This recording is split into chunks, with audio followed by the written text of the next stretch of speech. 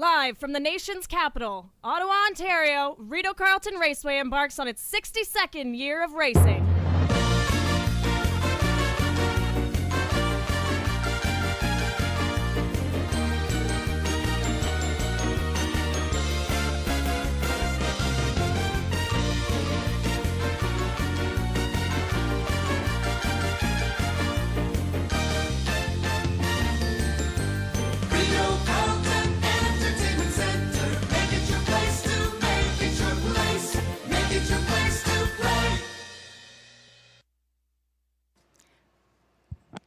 Hello, ladies and gentlemen. Welcome to Rideau Carleton Raceway on this Thursday afternoon, September 19th.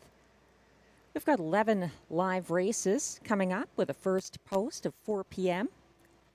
on our 48th race date of the 2024 meet. We're about 18 minutes away from post time for race 1. Fair number of our betting public is already enjoying some live racing from the Delaware County Fairgrounds on simulcast in our Trackside lounge. Check that out. It's Little Brown Jug Day. In the meantime, here in Ottawa at Rideau Carleton, we have a fast track, clear skies, 27 degrees Celsius, the temperature, or 81 Fahrenheit. Winds are out of the northeast, 10 kilometers an hour, 6 miles per hour. Humidity is at 77%.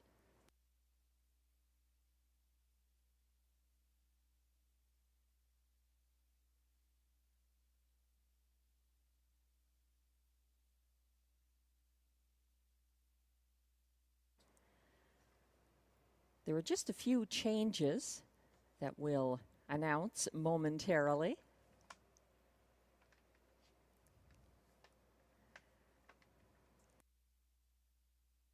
In race 1, there were no changes. In race 2, note that the 4 MVP's daughter will race without trotting hobbles. No trotting hobbles on the 4 in race 2, MVP's daughter. There are no changes in races 3 or 4. In race 5, there's a driver change on the 5, Raptors 1. Change the driver to Ryan Guy from Danielle Delude. And there are no changes for the remainder of the program, races 6 through 11.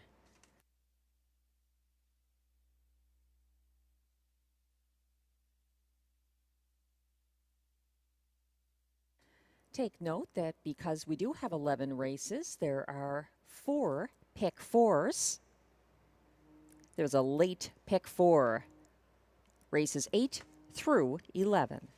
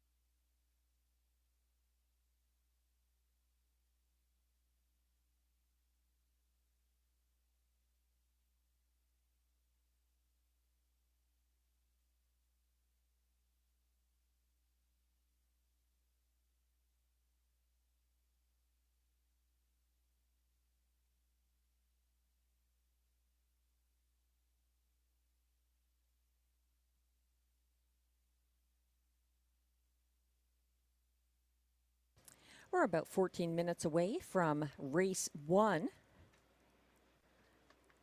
Taking a look from a handicapping perspective, My top choice is the current wagering favorite from post 3, Classic Jim. At odds of 3-2 at the moment, he has post relief and a quick turnaround. He got away 6th here on Sunday for the returning Stefan Brasso. He was second over, but well behind the first over Geisha's Treasure at the quarter. Then he flushed out Monterey Jackie and Bauer Power on the second turn and made a 3-wide move on the backstretch after Bauer Power jumped it off. Classic Jim faced some interference late in that mile, and many of the Rideau regular horse players no doubt noted that. He's the 4-5 favorite right now from post 3, Classic Jim.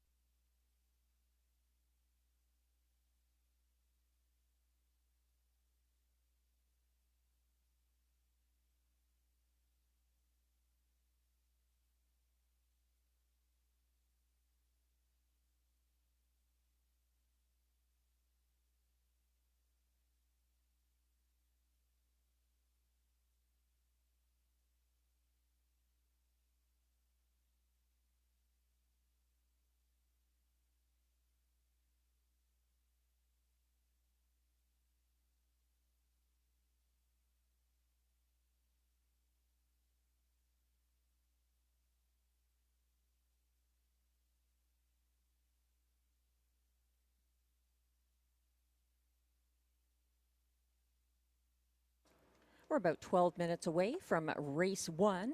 Thanks to those of you joining us online or on track or at the OTB Lounge. In race 1, there's exactor, triactor, superfecta, and early daily double wagering. Besides Classic Jim, the 4-5 current favorite from post 3, there was who shouldn't be overlooked. The 6, Conquest Sealster, made front on the first turn here last Thursday and led to the top of the stretch before getting overtaken by Beach Roller and Geisha's Treasure on the outside late. He battled back against Shadow Dave for show and was a beaten even money favorite. From post 6, Conquest Sealster is currently 6-1, despite the fact that he's trained and driven by Guy Gagnon. And he does have a recent win as well, going back not that long ago, a front-end win here on August 4th for Conquest Sealster. Others to consider are the 5, Beach Roller, 8-5 at the moment. He came third over from 5th on the Rideau backstretch last Thursday. He was 3 wide on the final turn and out-sprinted Geisha's Treasure to the wire. He closed widest and fastest of all, a 29-1 last quarter, and retains driver Marie-Claude O'Shea. That's the 5, Beach Roller. The other horse in this field I've been waiting on with no reward yet is the 2, Moonwalker. He left the pocket to confront Conquest Sealster on the backstretch Thursday and matched strides around the final turn into the stretch before backing down late. Moonwalker, a bit of an enigma. He does have that impressive 153 victory at Kawartha for Ryan Guy this summer and hasn't been able to follow through since that August 2nd victory with another win. He's 9-1 at the moment. Ryan Guy continuing to drive that Mike Armstrong trainee, Moonwalker.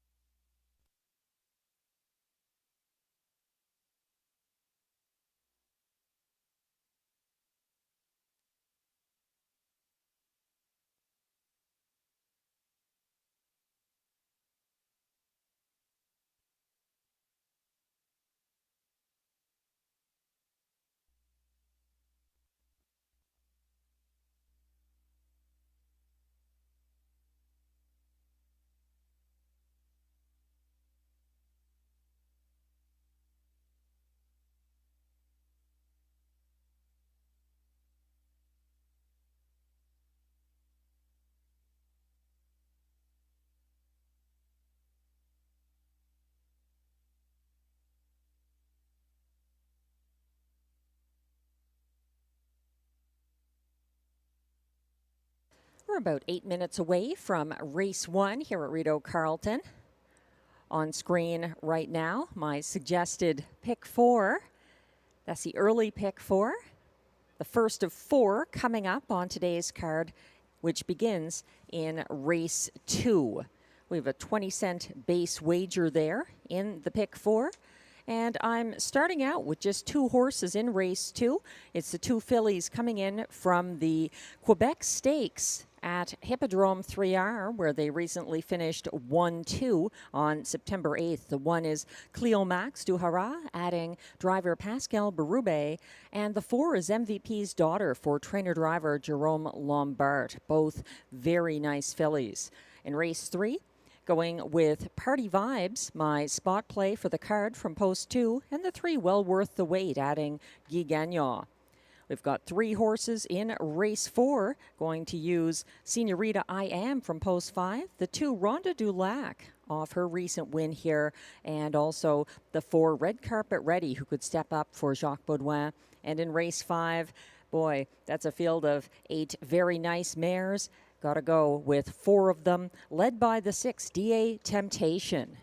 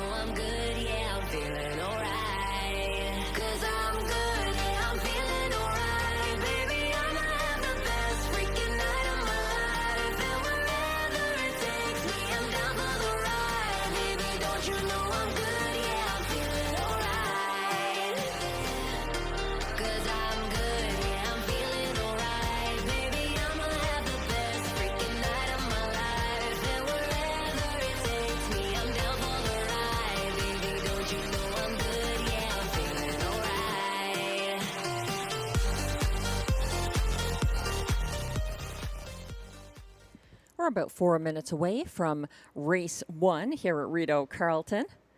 As mentioned, it's Little Brown Jug Day happening at the Delaware County Fairgrounds in Ohio, one of the top events for 3-year-old pacers. And plenty of fans and bettors enjoying that in our Trackside simulcast lounge, where you're welcome to visit and check out that action, watch and wager. For those who enjoy simulcast here, you may also want to come back Saturday evening, Tammy Forgey's on-track handicapping contest. The jackpot has not been hit. It's It's up to $900 Saturday evening, free to play, on track only. The on-track handicapping contest is in the simulcast lounge Trackside here at Rideau Carleton. Speaking of Tammy, her selections for race 1 are now on screen, and she's staying with 5 Beach Roller here off that win for Marie-Claude Auger, September 12th. She's going to use the 6 Conquest Sealster for Guy Gagnon in the place spot, seeing as he was the pace setter last time from post 7 and got caught late by Geisha's Treasure and Beach Roller. In the show spot, she's going to 3 Classic Jim, who took early money this afternoon. And then the 1 Shadow Dave completes Tammy's Superfecta for race 1.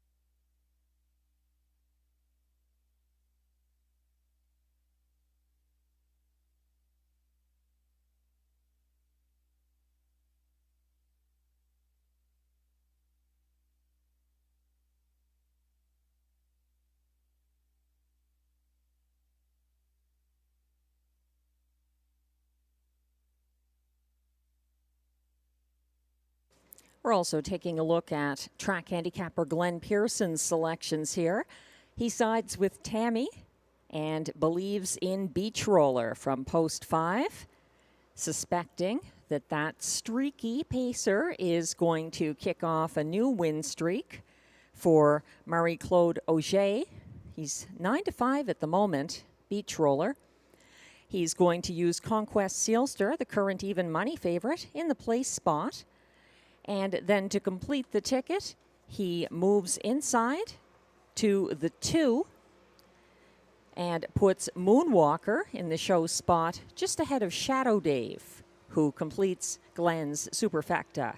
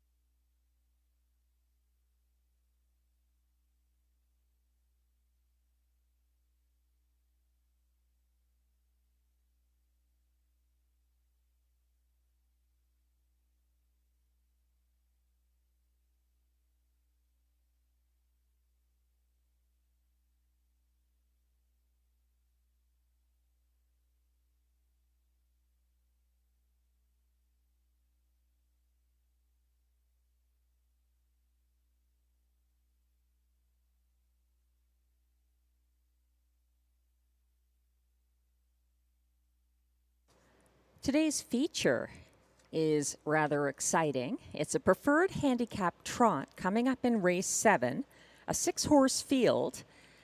War We Exalt, who's been dominant at that level here lately, is not part of the field, so it's a more wide-open affair. And as racing manager Peter Andrusek pointed out to me, the 6 all wrapped up is having something of a homecoming. He is trained and driven by Guy Gagnon today and returning to Rideau Carleton for the first time since enjoying some early career success here. All Wrapped Up was claimed September 2nd at Woodbine Mohawk Park. And if you look in the program at the Rideau Carleton track records, All Wrapped Up has one of them wrapped up.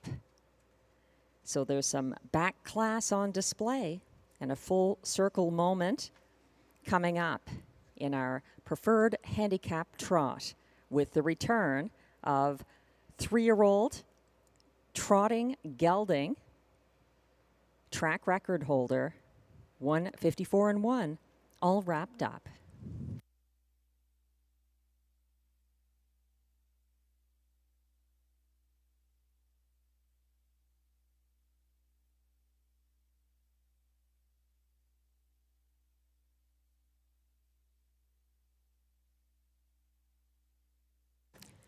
And the race 1 field is approaching the track for the post parade.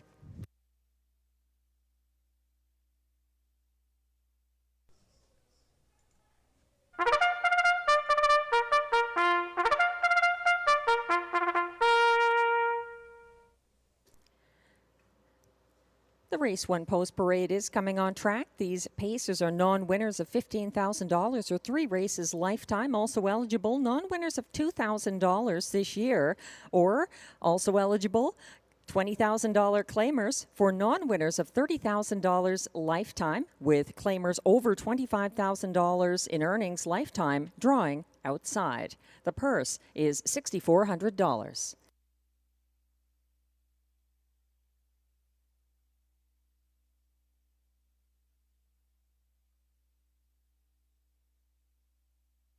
The 1 is Shadow Dave, owned by Anne Lemarand, trained and driven by Mike Healy.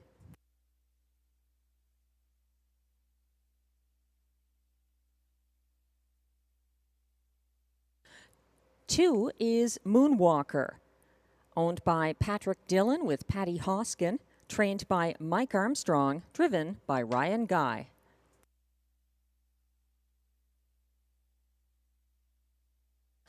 3 is Classic Gym, owned by Investissement KFB, with trainer Carl Duguay, driven by Stéphane Brosseau.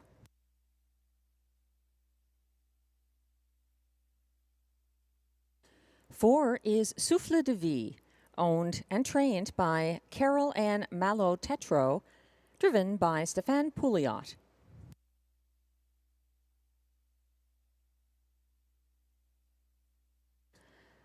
5 is the current even money favorite Beach Roller, owned and trained by Gilbert Mercier, driven by Marie-Claude Auger.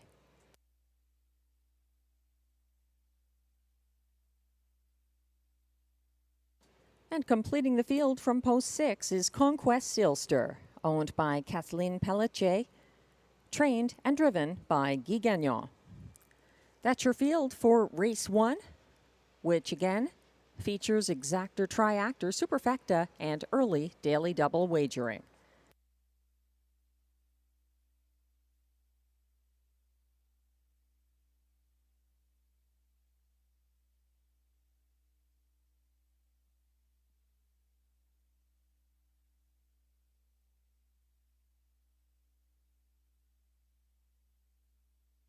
We're looking at the current even money favorite. That's the 5, Beach Roller.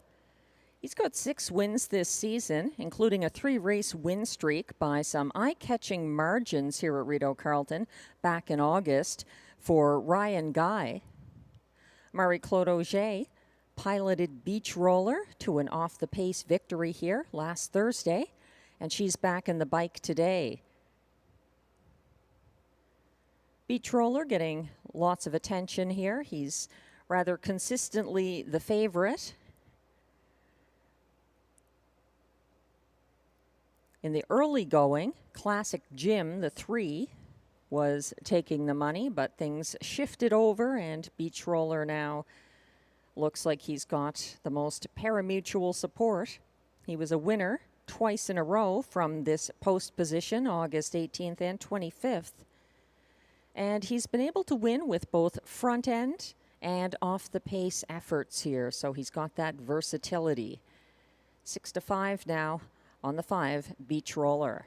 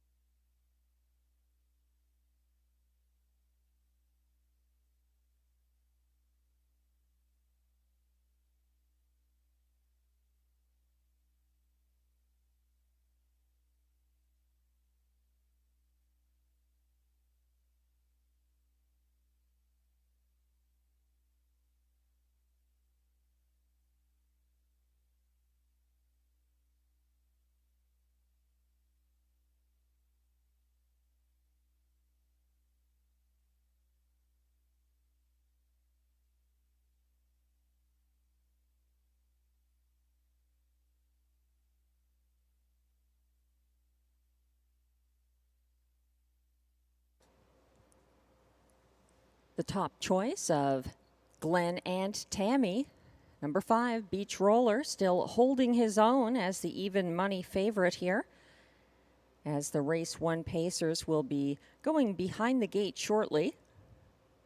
If you like Beach Roller, but you'd like to take your chances on more of a price, that's what the Daily Double is for. You can always check out race 2 and see who you like there.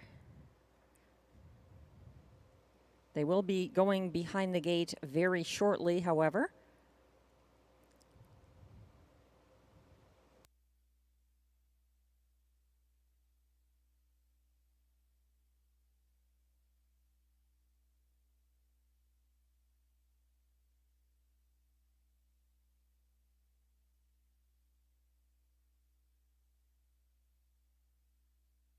The starter has called the race 1 pacers. This is your last chance to get involved in the early double or any other wagers on this field as they begin to line up in front of the Rideau Carleton grandstand.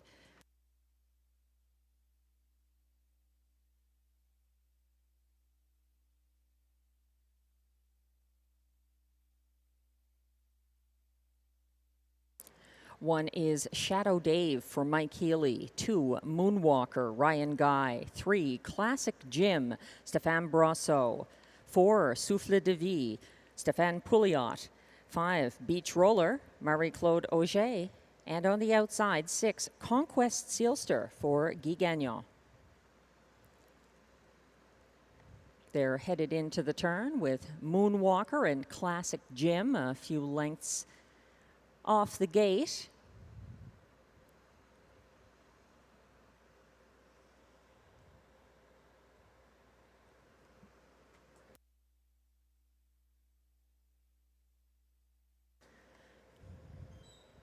They're on the backstretch.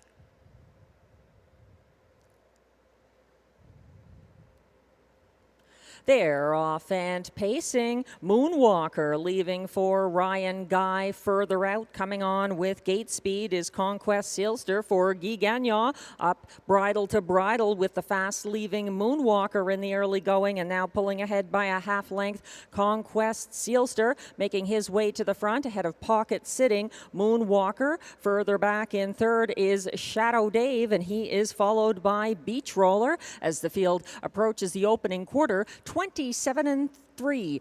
Brisk first panel with Conquest Sealster opening up by 2 on the front end. Sitting the pocket, Moonwalker. Third is Shadow Dave. Fourth, Beach Roller. 2 lengths back to Classic Jim. Tightening up from second last now, and trailing the field is Souffle de Vie. They were single file, and they are chasing Conquest Sealster, who approaches the half now, keeping ahead of Moonwalker and getting to the half in 57-1. Caught in third, Shadow Dave. First over now from fourth is Beach Roller, and following his cover from second last, Classic Jim. Caught in at the back of the field is Souffle de Vie on the back stretch. Confident on the front end, Conquest Sealster leads by a length and a half over Moonwalker. Up into third on the outside, 1-2 favorite, Beach Roller is rolling. Shuffled back on the inside to fourth is Shadow Dave. Second over and looking to go 3 wide. That is Classic Jim. They rolled past 3/4 in 125 flat. Trying to catch Conquest Sealster. Looking to see this through on the front end for Guy Gagnon. Conquest Sealster seeking the wire. Moonwalker coming up the inside. Beach Roller coming wider, but they're not going to catch Conquest Sealster, who finishes ahead of Beach Roller. And for show, it's between Shadow Dave and Moonwalker on the inside, 1:54-1.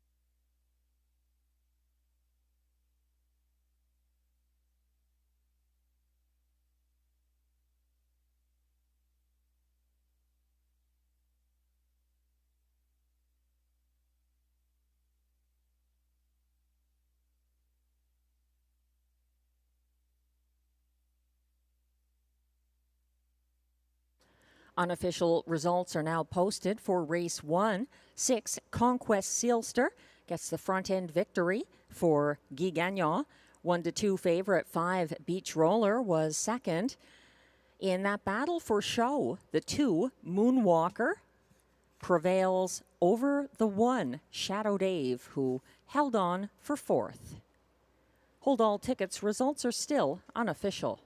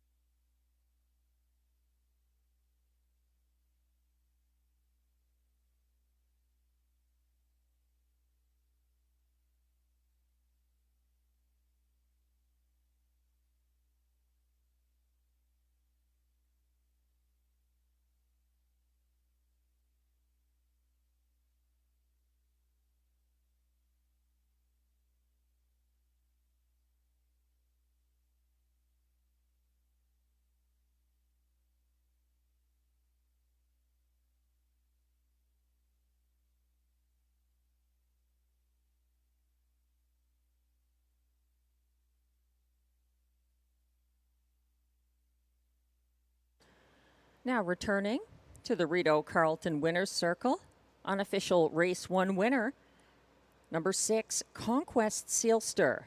A 4-year-old bay gelding by All Bets Off out of Call It Courage, owned by Kathleen Pelletier of Mirabel, Quebec. Conquest Sealster was bred by Sealster Farms Incorporated of Lucan, Ontario, trained and driven by Guy Gagnon. That's the 4th win this season for Conquest Sealster. 154-1. A confident front-end victory. Congratulations. And results are now official for race 1.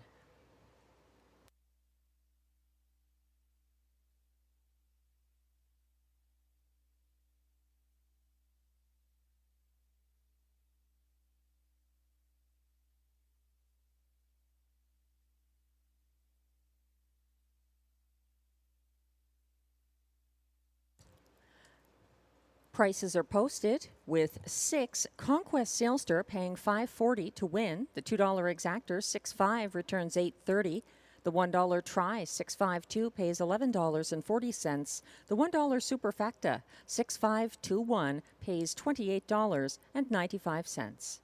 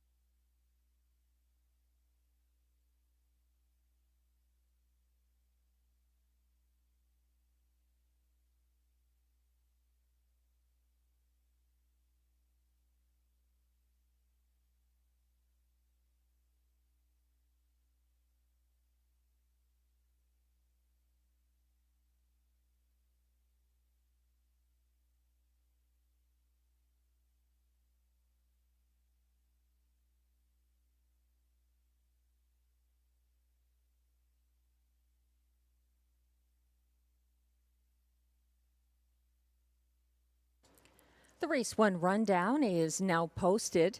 1, Shadow Dave was 4th. 2, Moonwalker was 3rd. 3, Classic Jim finished 5th. 4, Souffle de Vie was 6th. 5, Beach Roller was 2nd as beaten 1-2 favorite. And 6, Conquest Sealster, the race winner. From the top down, your program should read 4-3-5-6-2-1. The fractions were 27-3 to the opening quarter, 57-1 at the half, 125 flat at 3/4, 154-1. The winning mile for Conquest Sealster.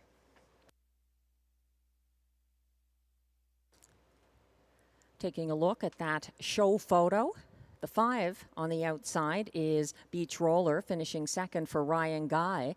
To his inside, on the very inside, the 2, Moonwalker, is battling back. Actually, he's driven by Ryan Guy. That's the 2 getting up for show. Just ahead of the 1 between horses there for Mike Healy, Shadow Dave. And on the outside, my bad, that is the 5 Beach Roller, driven this time by Marie-Claude Auger.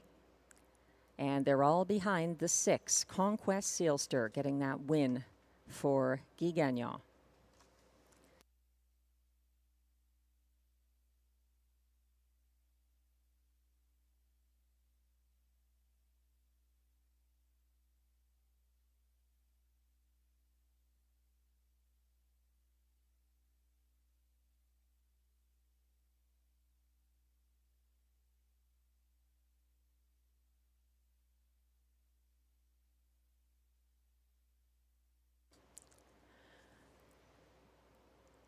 Race 2 is coming up next with Exactor Triactor Superfecta, and the first of 4 pick 4s offered on our 11 race card today. It's trotters, and the top pair, in my estimation, are the 3-year-old fillies coming in from Hippodrome 3R after an exciting battle there on September 8th in a stake for the Quebec breds. MVP's Daughter, the 4 for Jerome Lombard, 3 wins this season.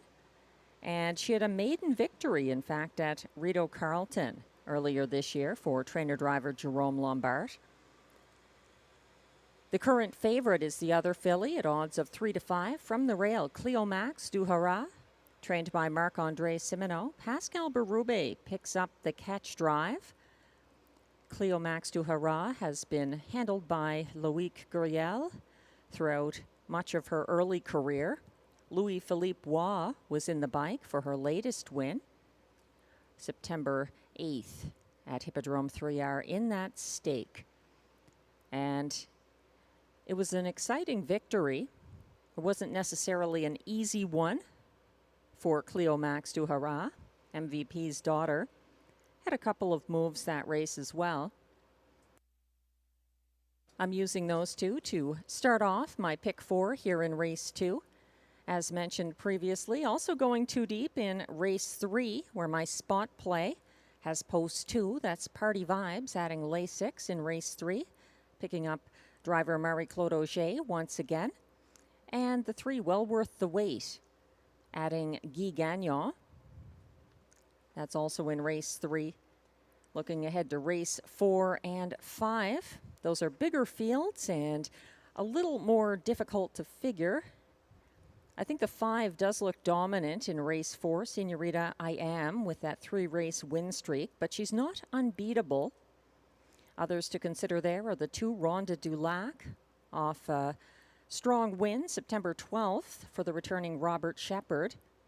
And also Red Carpet Ready, who closed very well September 12th for Jacques Baudouin in her most recent mile at a price. In race 5, it's a field of 8, some very nice mares, and you've got to consider a few there. Trip will factor into it. The 6, DA Temptation for Guy Gagnon, looks overdue to me for another victory. She's a front-end loving type, and that could work in her favor here. The 3, Dial Me Up, is more of a closer. She's up in class, and she is the likely favorite, retaining Pascal Berube for trainer Yves Tessier after back-to-back Rideau wins. I'm also using the 2, Lions Shining, who lost a shoe in her most recent start. She was coming on late for William Waugh. And Sauble Amber, hard to figure out which way to go with her from post 7. But we'll figure it out. Right now, we have to take a closer look at race 2. The trotters are approaching the track for the post parade.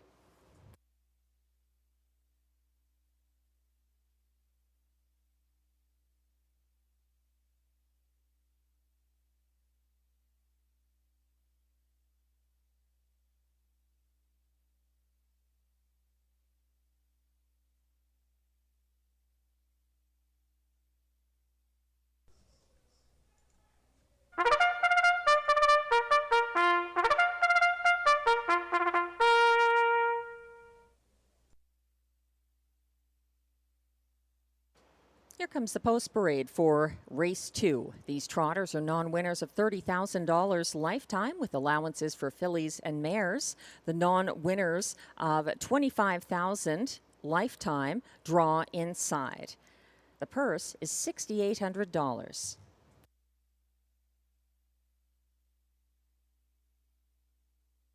We now have 2 equipment changes here. On the 2, Tattoo Man going blinkers to blind, and also the trotting hobbles being removed on 4, MVP's Daughter.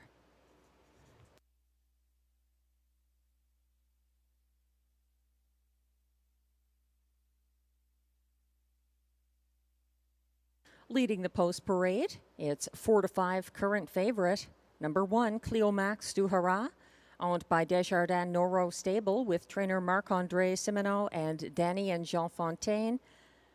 Pascal Berube drives.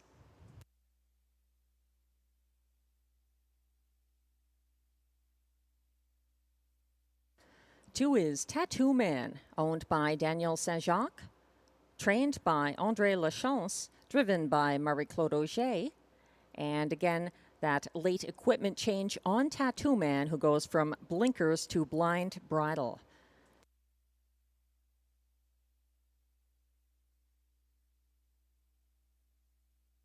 Three is Coltrane DeVee, owned by Julia Ferguson with Lloyd Stone, Sean Vino, and Coral Bailey, trained by Ted McDonald, driven once again by Jimmy Gagnon.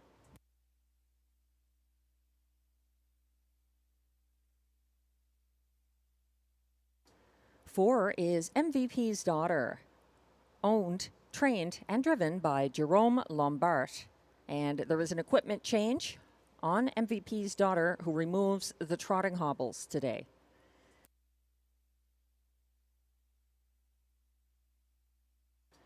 Completing this field, from post 5, Stomper Tom, owned by Wade and Philippe Toussignan, trained by Mike Armstrong, driven by Ryan Guy.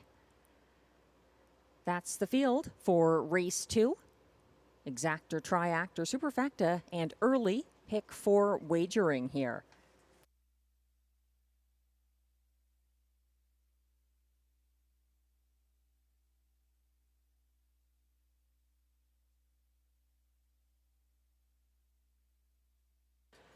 Just a quick note for those familiar with Fear the Thunder, who began his career with Robbie Robinson at Rideau Carleton. He finished 3rd in a Buckeye Stallion Series 2-year-old colt and gelding division at the Delaware Fairgrounds, timed in 1:55.3.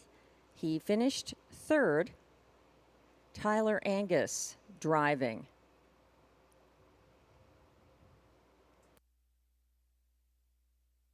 We're taking a look at the 1, Cleomax du Haras, the current 4 to 5 favorite. She sat single file 5th early at Hippodrome 3R on September 8th. She followed the cover of MVP's Daughter to the half and then battled that rival first over around the last turn after MVP's Daughter made front at 3/4. Cleo Max du Haras gets class relief from the Quebec stake, and this is her debut for Pascal Berube. She's my top choice here. Glenn sees it a little differently. Glenn likes the 3, Coltrane DeVee, looking to go back-to-back for trainer Ted McDonald and driver Jimmy Gagnon. The 4-year-old got his second seasonal victory and his fastest this year on September 12th at Rideau Carleton with a front-end trip over Tattoo Man, who is the 2 in this field and Glenn's second choice selection. He's using Cleo Max du Haras for 3rd, just ahead of Stomper Tom to complete the superfecta. I see the 1 Cleo Max du Haras and the 4 MVP's Daughter getting class relief because they are leaving Stakes Company. They battled each other, as mentioned, September 8th, and they bring that rivalry here.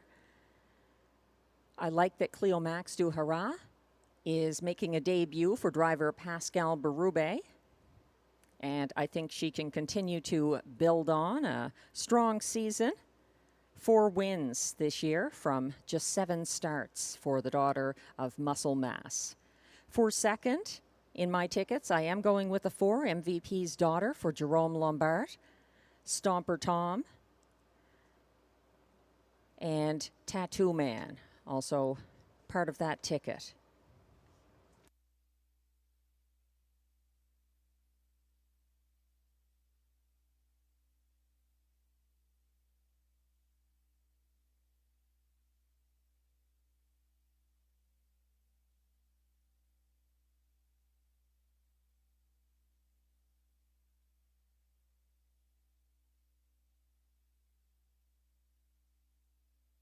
The starter has called the Trotters for race 2.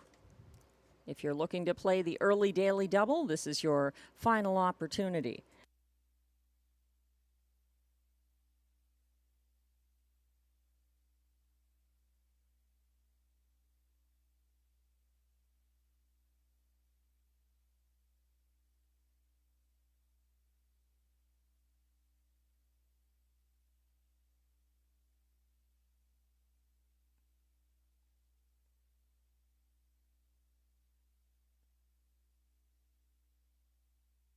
The Trotters are lining up in front of the grandstand for the start of race 2. 1 is Cleo Max du Haras, Pascal Berube. 2, Tattoo Man, Marie-Claude Auger. 3, Coltrane DeVee, Jimmy Gagnon. 4, MVP's Daughter, Jerome Lombard. And the 5 is Stomper Tom on the outside for Ryan Guy.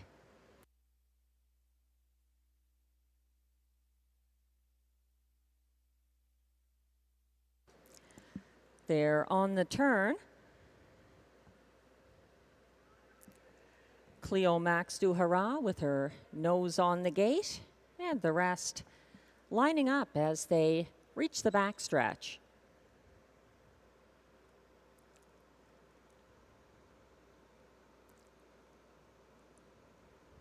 They're off and trotting, and it's a battle between the outside pair as Stomper Tom and Coltrane DeVee square off. Dropping back early was MVP's Daughter, and making his way to the front, Coltrane DeVee now leads for Jimmy Gagnon. Caught wide in second. First over is Stomper Tom, sitting 3rd on the inside. That's Tattoo Man, and then it's a gap of about 3 back to 4th for Cleo Max du Haras.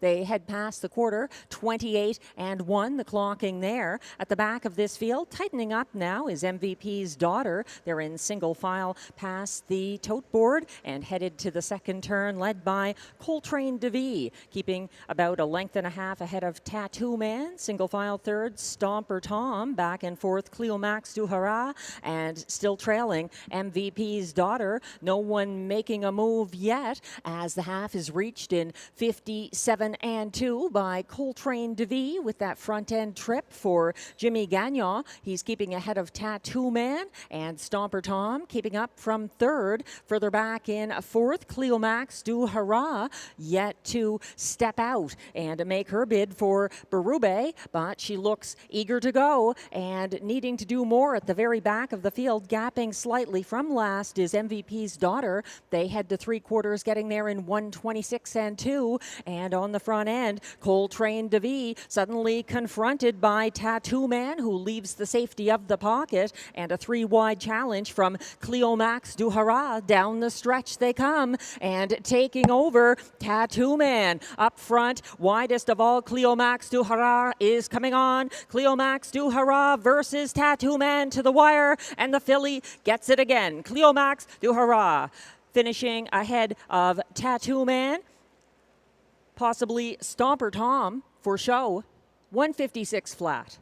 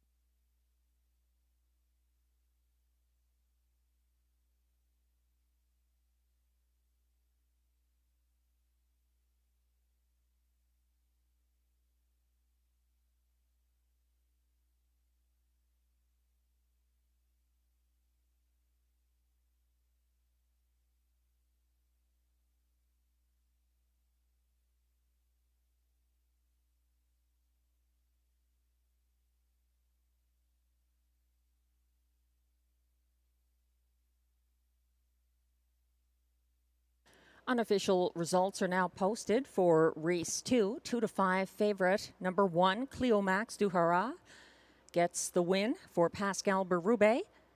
Second was 2, Tattoo Man.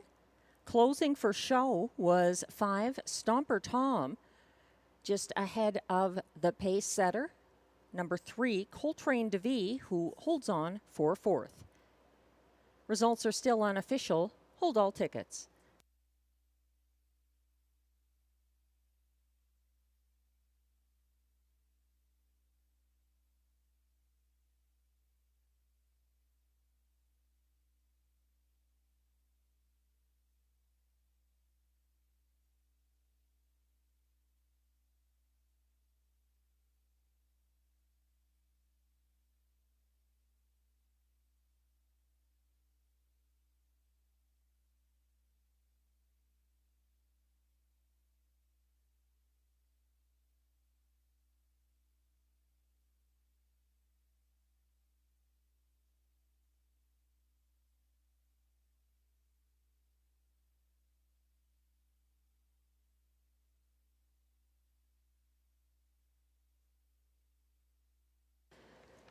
Now coming back to the Rideau Carleton winner's circle. On official race 2 winner, number 1, Cleomax Du Hurrah, a 3-year-old bay filly by Muscle Mass out of Cleopatra Du Hurrah, owned by Desjardins Noro Stable and trainer Marc-André Simoneau with Danny and Jean Fontaine of Quebec. Cleomax Du Hurrah was bred by Hérat de l'Estrie, Incorporé, Quebec. Driven to victory and a new lifetime mark by the drummer Pascal Berube. That's win number 5 this season in start number 8 for Cleomax Du Hurrah.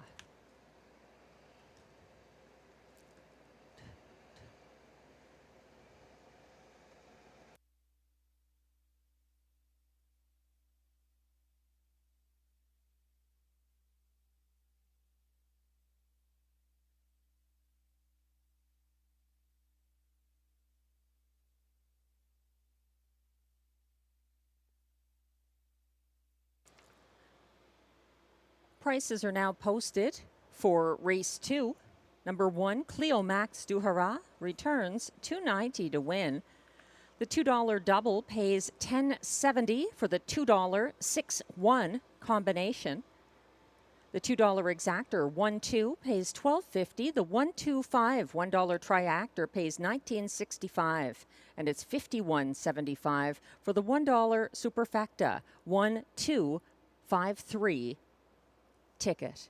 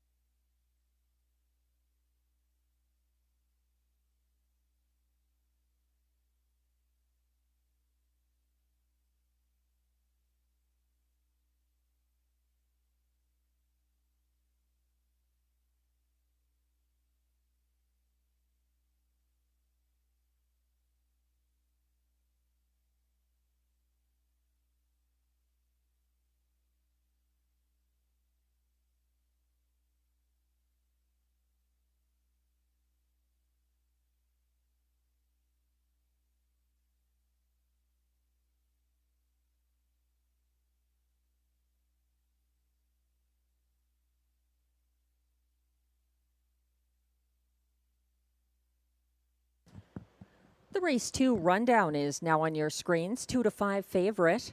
Number 1, Cleo Max du Hara, the race winner for Pascal Berube. 2, Tattoo Man was second.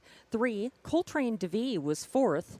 4, MVP's Daughter finished fifth. And 5, Stomper Tom closed for show.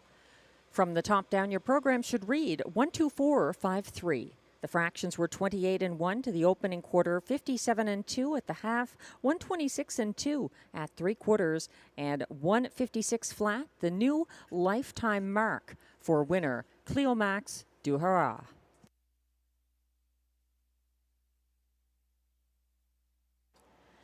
Race 3 is coming up next with exactor, triactor, superfecta, and pick 3 wagering. No changes in race 3.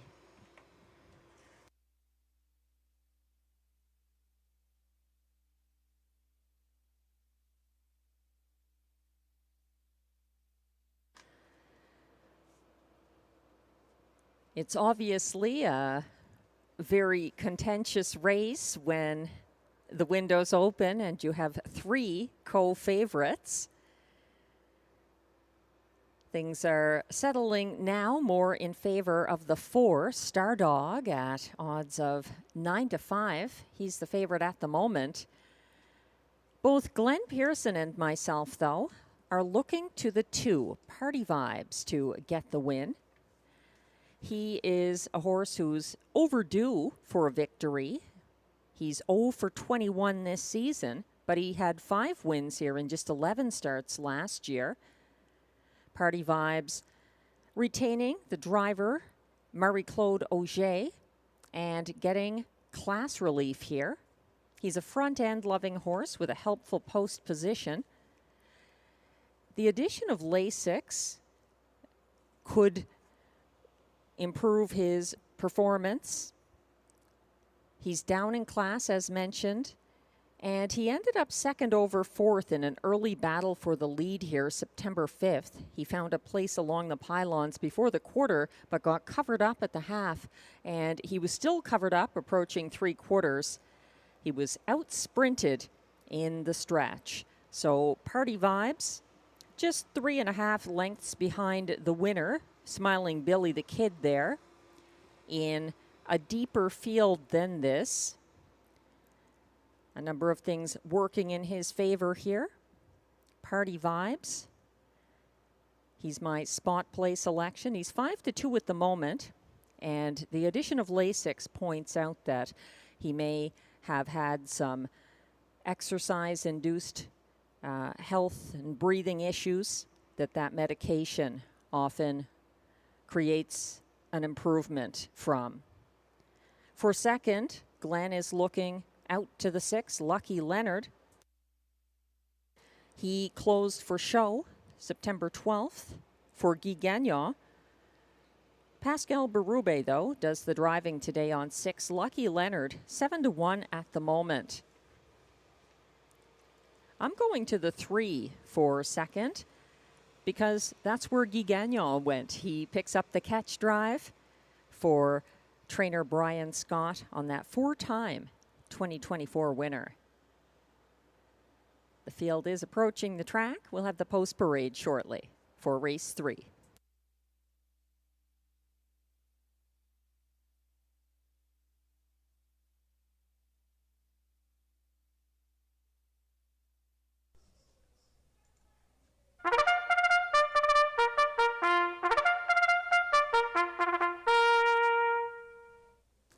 And the Pacers are coming on track now for that race 3 post parade. They are non-winners of $700 per start in their last 10, with non-winners of a race in their last 10 starts allowed $80. The purse is $6,600.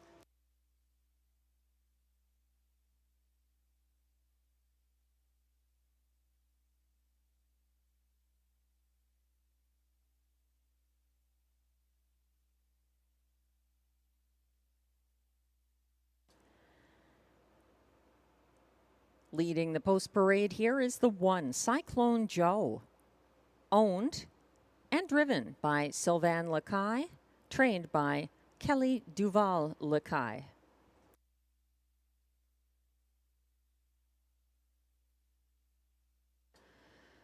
Two is the current 3-5 favorite, Party Vibes, owned by trainer Eric Lafleur with Pierre and Michel Blais, driven by Marie-Claude Auger. 3 is Well Worth the Wait, owned by Catherine and Lauren Scott, trained by Brian Scott, and picking up catch driver Guy Gagnon.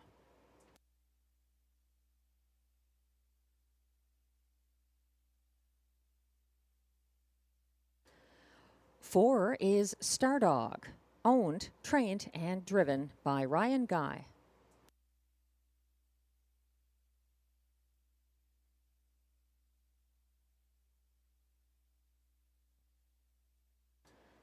Five is Halmac Victor, owned by Limco Incorporated, trained by Vic Putty, driven by Jimmy Gagnon.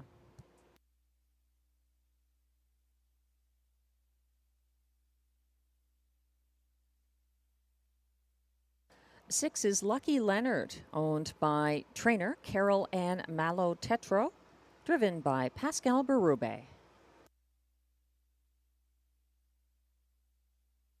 And completing the field from post 7, it's Springbridge Gym, owned, trained, and driven by Andrew Moore, co-owned by Tommy Godfrey.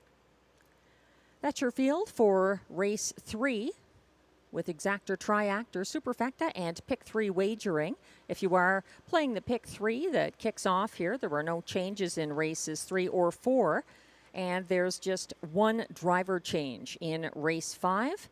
The 5 Raptors 1 going from Daniel Dulude to Ryan Guy.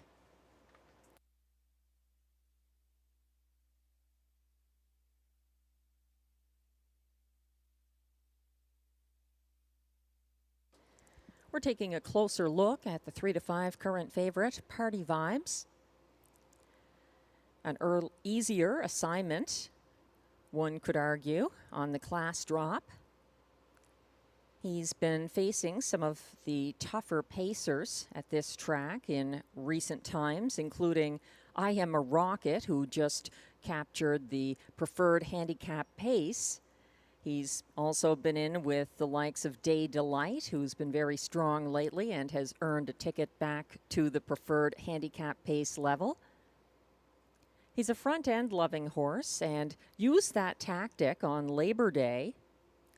His lead was eaten into late, and he ended up third to Irresistible and Get Your License Liam in a Coville Cup race for driver Antonio Vecchio on that occasion. So Party Vibes needing the front end trip. He's got a great post for that, and needing the stamina to carry his speed the whole mile. That could happen here for Marie-Claude Auger.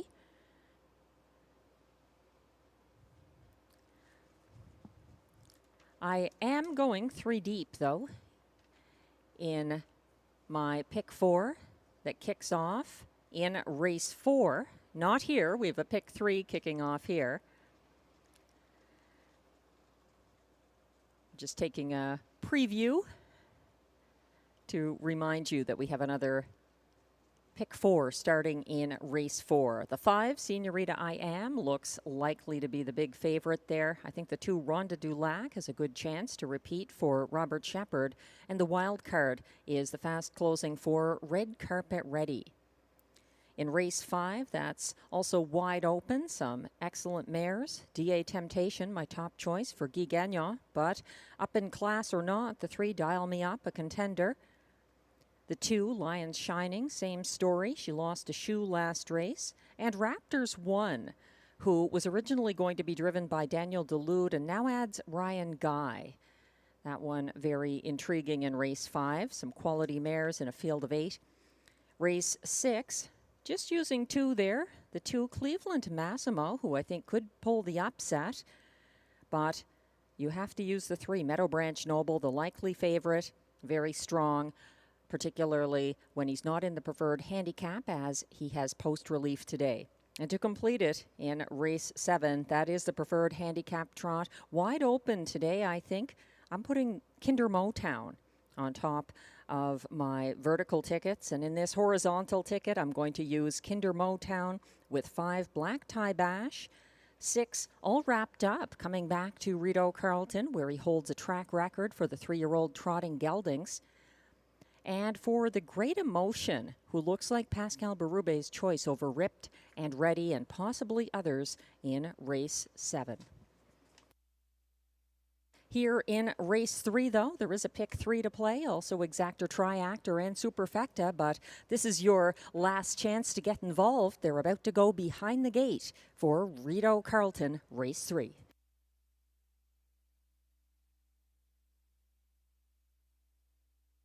The starter has called the pacers.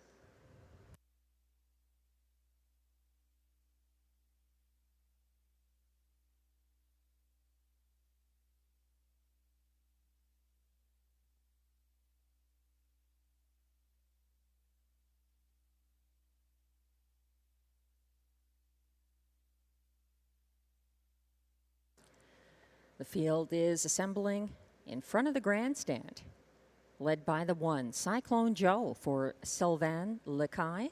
2, Party Vibes, Marie-Claude Auger. 3, Well Worth the Wait, Guy Gagnon. 4, Stardog, Ryan Guy. 5, Howmac Victor, Jimmy Gagnon. 6, Lucky Leonard for Pascal Berube. And on the outside, Springbridge Jim from post 7 for Andrew Moore. They're on the turn, all lined up with Party Vibes, the last to join the party,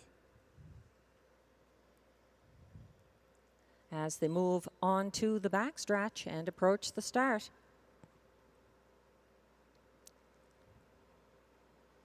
They're off and pacing and firing early. That is Party Vibes, pulling ahead of Cyclone Joe to his inside to grab early command. In program order third, it's well worth the wait. Just ahead of fourth place, Star Dog as they settle single file. Further back in fifth, it is the 5, How Mac Victor. And again, program order at the back, Lucky Leonard and Springbridge Jim, the trailers to the opening panel. 27 and 3, Party Vibes cutting that first panel in quick style for Marie-Claude Auger with the front end trip that he enjoys. Sitting the pocket, Cyclone Joe. It's a gap of about a length and a half back to third for well worth the wait, followed in fourth by Stardog. Single file fifth, How Mac Victor. And at the back, it's still Lucky Leonard and Springbridge Jim as they approach the half. Party Vibes getting there unchallenged in 56 and 4, and well worth the wait. Now leaves the safety of the pylons to make a first over bid on the backstretch for Guy Gagnon. He's on the outside of Cyclone Joe and inching into second, following his cover. Fourth from second over, that's Stardog. Just outside of fifth place, Lucky Leonard, who lacks racing room on the inside. A 3-wide move from the back of the field now. How Mac Victor is trying to get involved from second last. Springbridge Jim still trails. They went by 3/4 in 1:25 and 1. Marie-Claude Auger asking for more from Party Vibes, who continues to lead the way down the stretch. Coming up the inside, Cyclone Joe has some late pace, flying late. Lucky Leonard is up the passing lane. They're not going to catch Party Vibes, getting the win ahead of Cyclone Joe and Lucky Leonard in 1:54 and 1.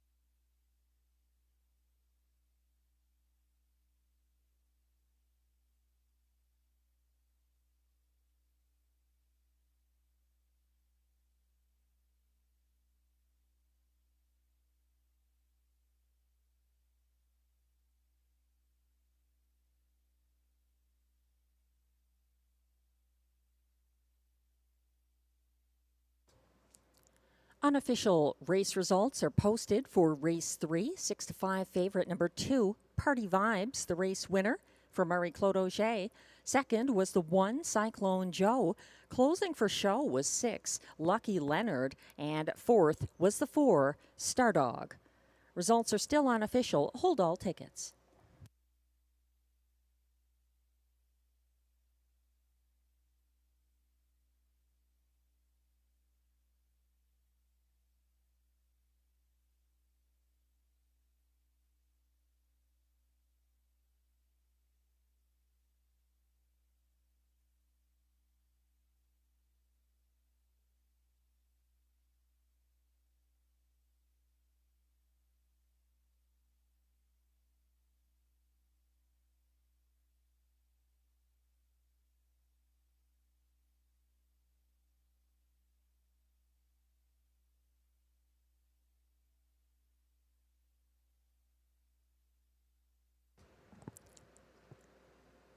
Now coming back to the Rideau Carleton winner's circle, unofficial race 3 winner and a spot play selection on Ontario Racing's Tips from the Pros. It's unofficial race 3 winner, number 2, Party Vibes. He's a 5-year-old bay gelding by Shadow Play out of Stubborn Star Pal. Owned and trained by Eric Lafleur, with Pierre and Michel Blais of Quebec sharing ownership. Party Vibes was bred by Windback Farm, Chesapeake City, Maryland. Driven to his first seasonal victory by Marie-Claude Auger in 1:54 and 1. Congratulations.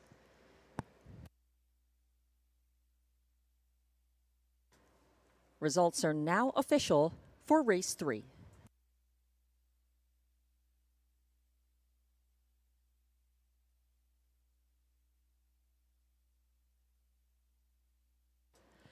Two, Party Vibes returns $4.70 to win. The $2 exactor 2-1 combination pays $11.50.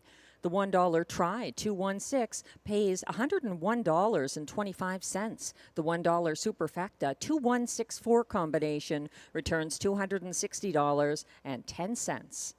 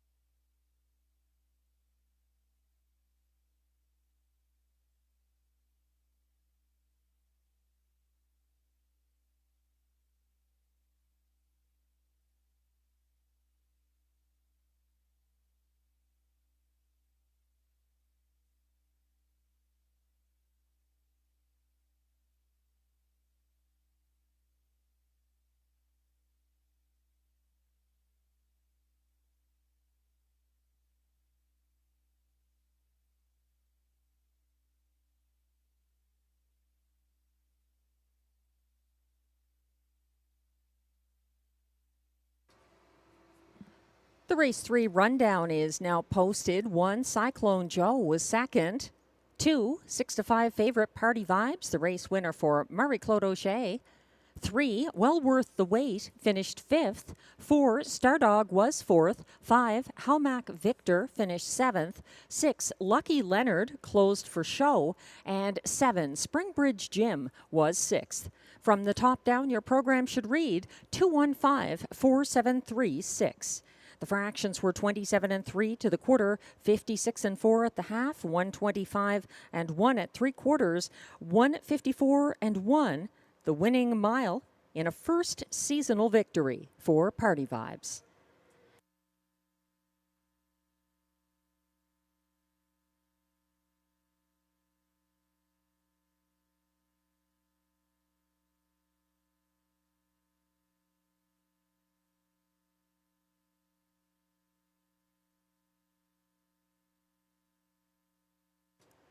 Race 4 is coming up next, kicking off another Pick 4 sequence.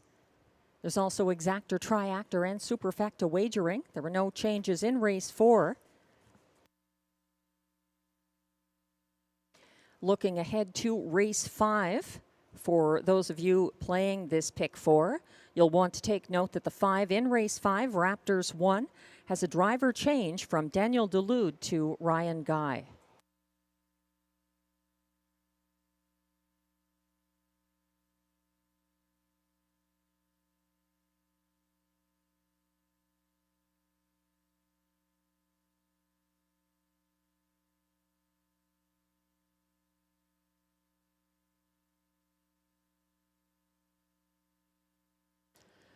Taking a peek at the track handicapper selections for race 4, Glenn and I are both convinced that the 5, Senorita I Am, is going to continue her win streak.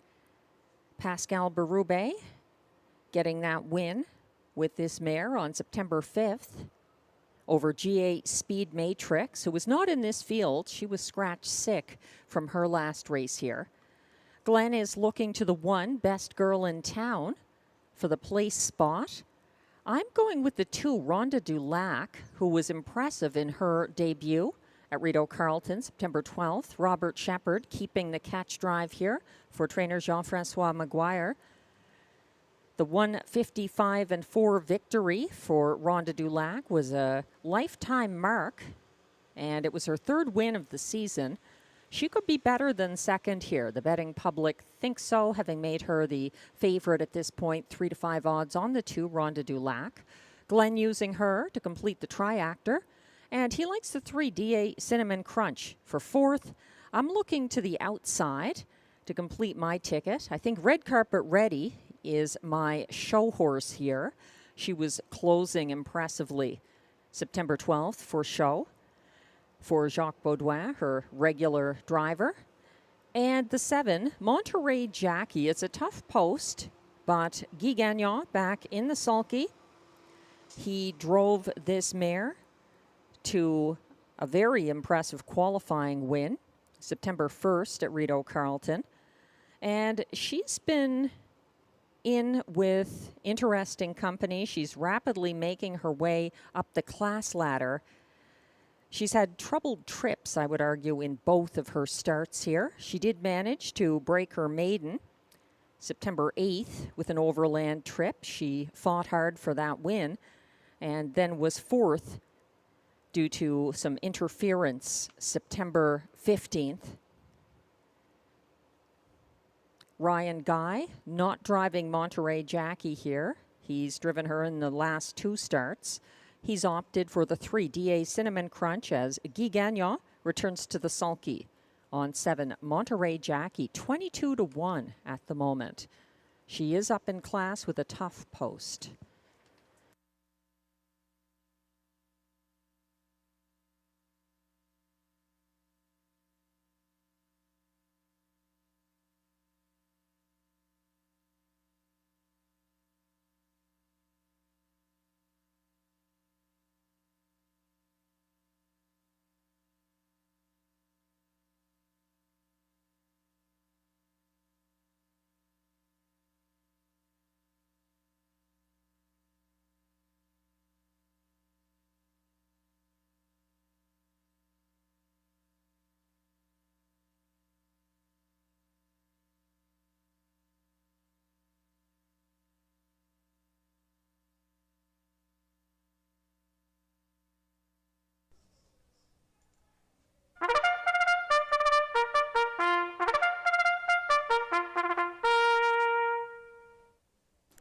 The race 4 pacers are now coming on track.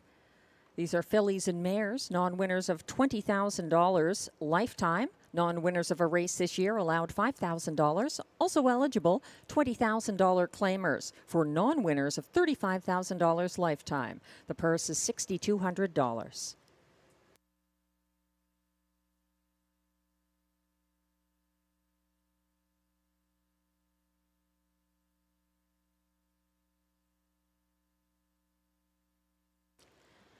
The 1 is Best Girl in Town, owned, trained, and driven by Melanie Plourde.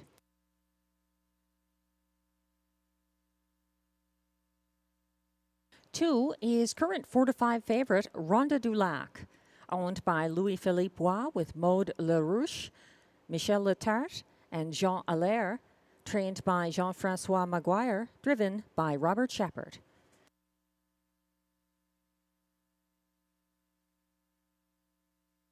Three is DA Cinnamon Crunch, owned by Keith Castle, trained by Macy Castle Smythe, driven by Ryan Guy.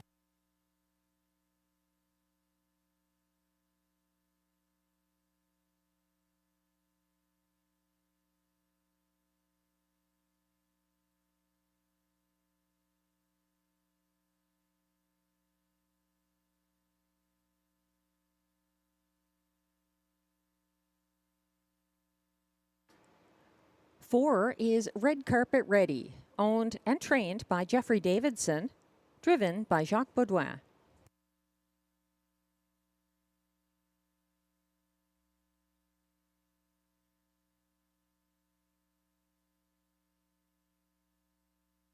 Five is Senorita I Am, owned by Jean Allaire with trainer Jean-Francois Maguire, driven by Pascal Berube.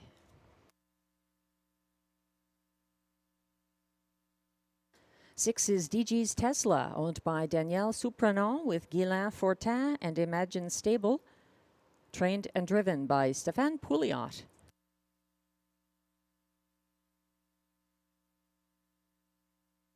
Completing the field from post 7, Monterey Jackie, owned by Jamie Copley, Kimberly Eaton, and Peter Kirscher, trained by Mandy Archer, driven by Guy Gagnon. That's your field for race 4. There were no changes. There is exactor, triactor, superfecta, and middle pick 4 wagering available.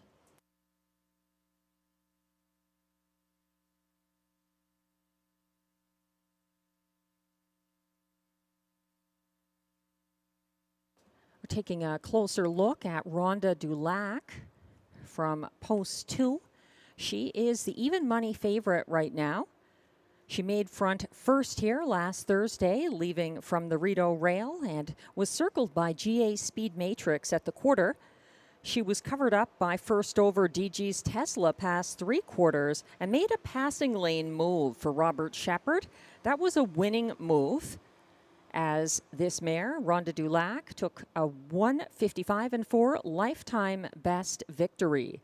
She's actually not even a mare. She's a 3-year-old filly, but that was an impressive win. And those tactics paid off for Robert Shepard back in the sulky on Rhonda Dulac. 6-5 favorite at the moment. She has been the parimutuel favorite ever since the windows opened for race 4. She's co-favorite now, though, with the top selection of Glenn Pearson and myself. The 5, Senorita I Am, who has 3 straight wins in similar Rideau company, the latest for returning driver Pascal Berube. Senorita I Am equaled her lifetime best 1:55.2 mark on September 5th, and she's shown versatility. She can win on the front end or from off the pace. Her most recent victory, September 5th, was from off the pace from today's post position 5. She's 6-5 right now. That's 5, Senorita I Am.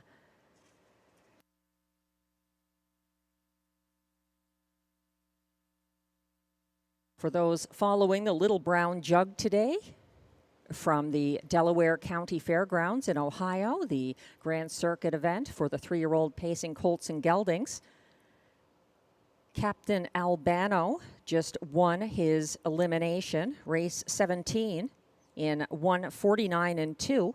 Finishing second was Captain Luke. Third was Mirage Hanover, and fourth, Hunting for Chrome. Captain Albano, the winner of the race 17. Little Brown Jug elimination. Again, 1:49.2.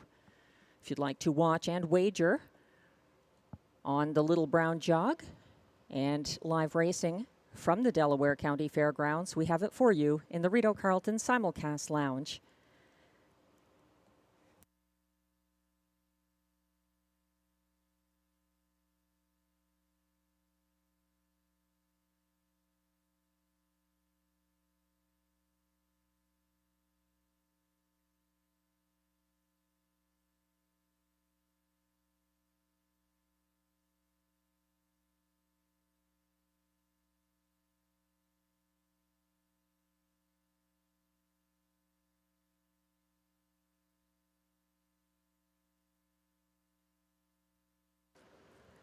This field will be going behind the gate very shortly for race 4 at Rideau Carleton.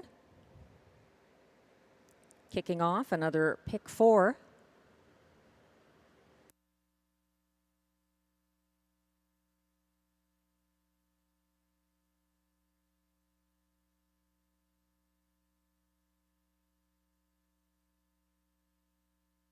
The AGCO judges have just informed me that 5 Senorita I Am has had to return to the paddock for unknown reasons, presumably something equipment or shoeing related. Windows remain open for race 4 with exactor, triactor, pick 4 and superfecta wagering available. Once again, that's the 5 Senorita I Am needing to return to the paddock.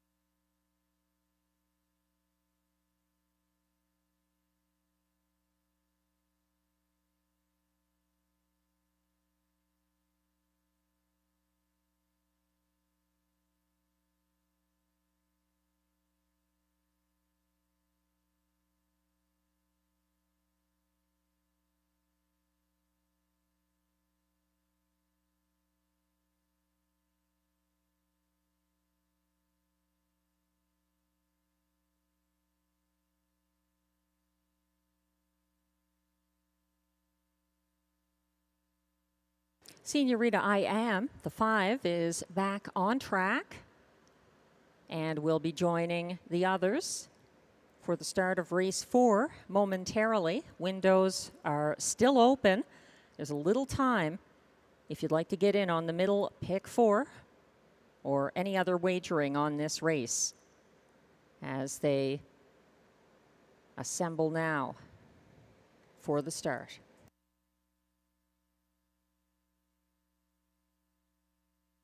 The starter has called the race 4 field.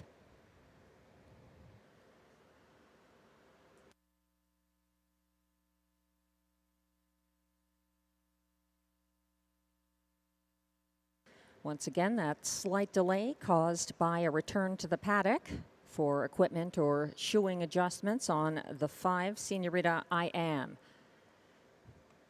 They're getting together now for the start.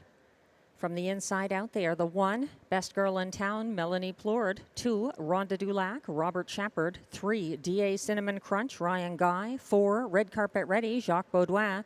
5, Senorita I Am, Pascal Berube. 6, DG's Tesla, Stéphane Pouliot. And on the outside is 7, Monterey Jackie for Guy Gagnon.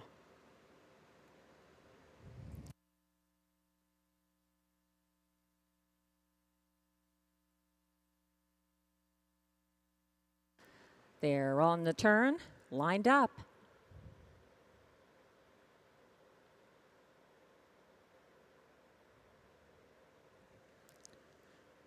Headed on to the backstretch.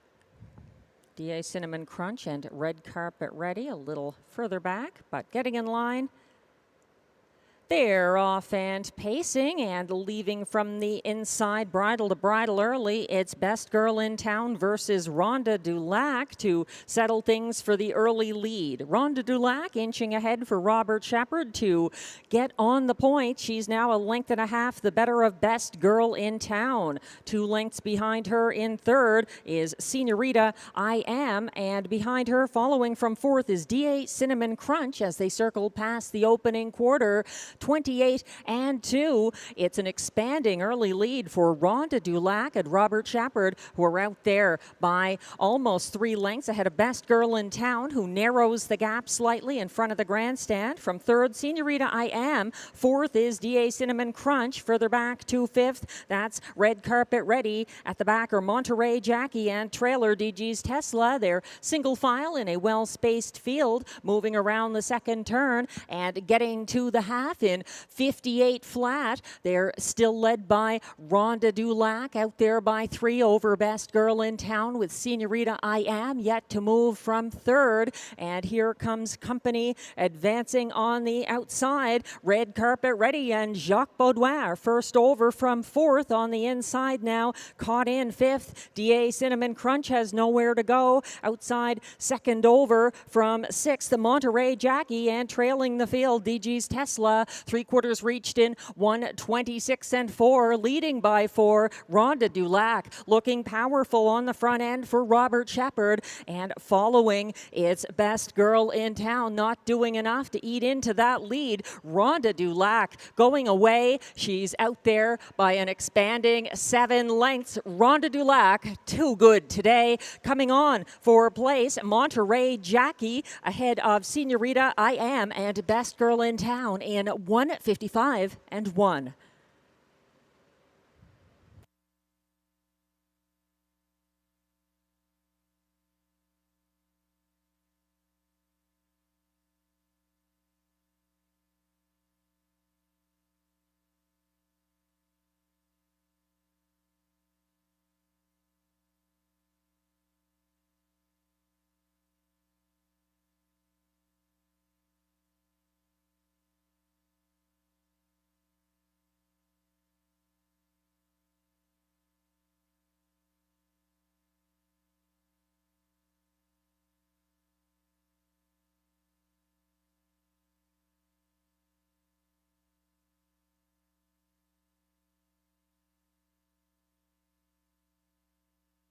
Unofficial results are posted for race 4. 3 to 5 favorite, number 2, Rhonda Dulac.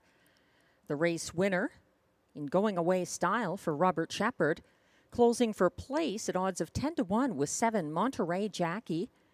Third was the 5, Senorita I Am, ahead of 4th place, number 1, Best Girl in Town.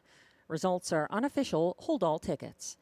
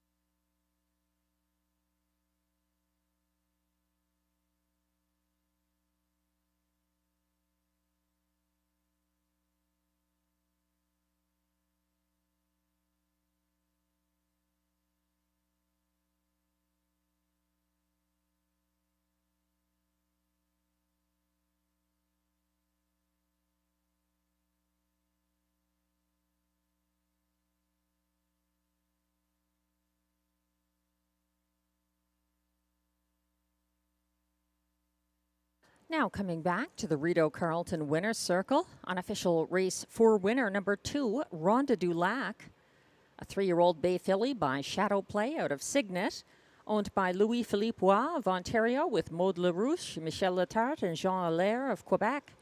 Rhonda Dulac was bred by Louis-Philippe Roy, trained by Jean-Francois Maguire, and gets her 2nd consecutive win for driver Robert Shepard, taking a new lifetime mark of 1:55 and 1. Rhonda Dulac, congratulations.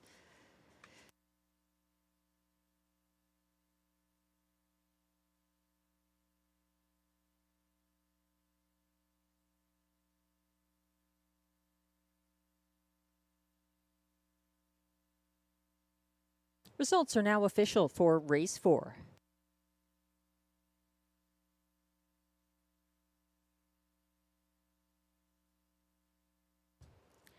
Prices are now posted. 2, Rhonda Dulac returns $3.30 to win. The $2 exactor, 2-7, pays $47.90. The $1 try, 275, pays $60.85. The $1 superfecta, 2751, returns $226.60.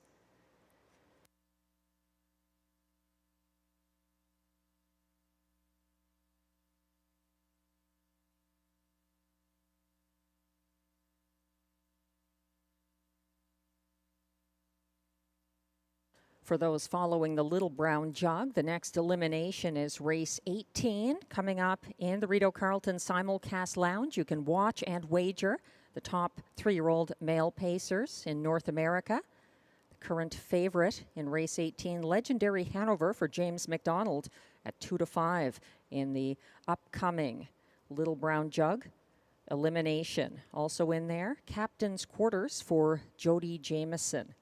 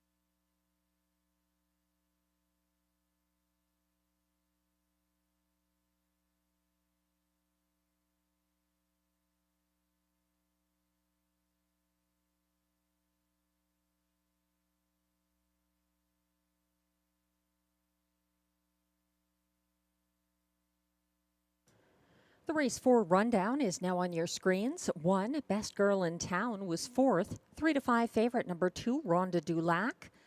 The race winner for Robert Shepard.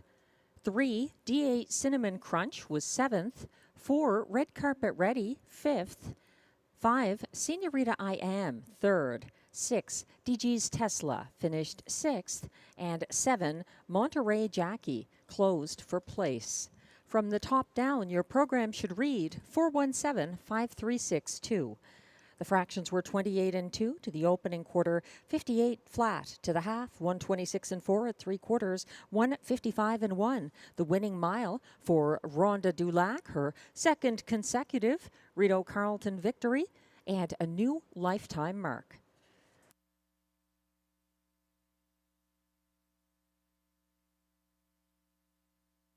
Race 5 is coming up with Exactor Triactor, Super High 5, and Pick 5 wagering. Although we have 11 races on today's card, there is still one Pick 5. This is it, coming up in race 5, and what a good field for a Super High 5 as well. 8 filly and mare pacers, some very high class filly and mare pacers here who have the outside post in particular. 7 Sobble Amber and 8 Speaker Nancy have taken turns this season, reigning as the fastest pacing mare in Canada on a 5/8 mile track, courtesy of 2024 wins at Rideau Carleton. Neither of them getting much love from the wagering public at the moment, however, as the class climber, number 3, Dial Me Up, for Yves Tessier and Pascal Berube, tries to go 3 in a row. She's 1-2 favorite at the moment from post 3, Dial Me Up. The mares are approaching the track for the race 5 post parade.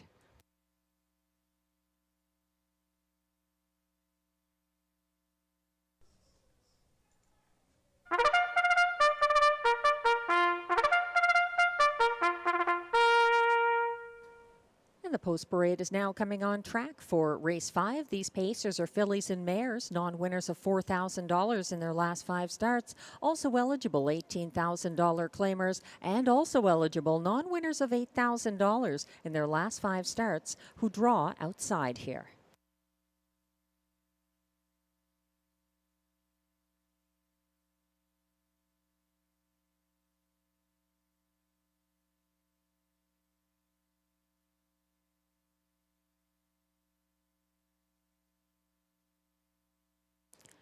One is Better Catch Girl, owned by a numbered Canadian corporation with trainer Vic Putty, driven by Jimmy Gagnon.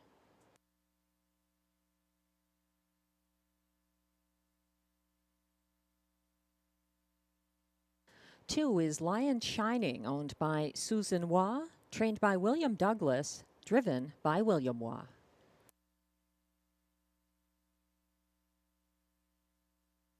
Three is Dial Me Up, the current 2-to-1 favorite, owned by Gina Bragagnolo with trainer Yves Tessier and Lynn Bragagnolo.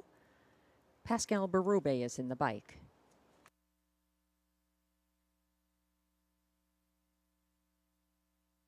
Four is Goldie's Rockin', owned by Sylvain Cote with trainer Robert Bernecki. Marie-Claude Auger drives.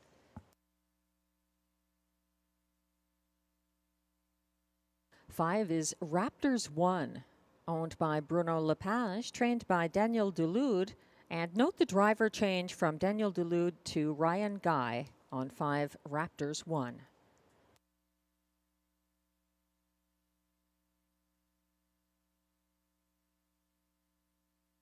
Six is DA Temptation, owned by Pierre-Yvon Mondoux Incorporé, trained and driven by Guy Gagnon.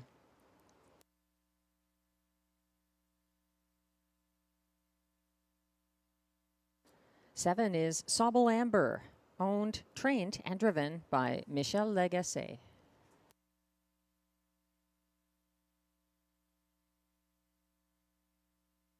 Completing the field from post 8, it's Speaker Nancy, owned by Jamie Copley and the Ottawa Bob Racing Stable, trained by Mandy Archer, driven by Robert Shepard. That's your field for race 5, exact or triactor, super high 5, and pick 5 wagering here.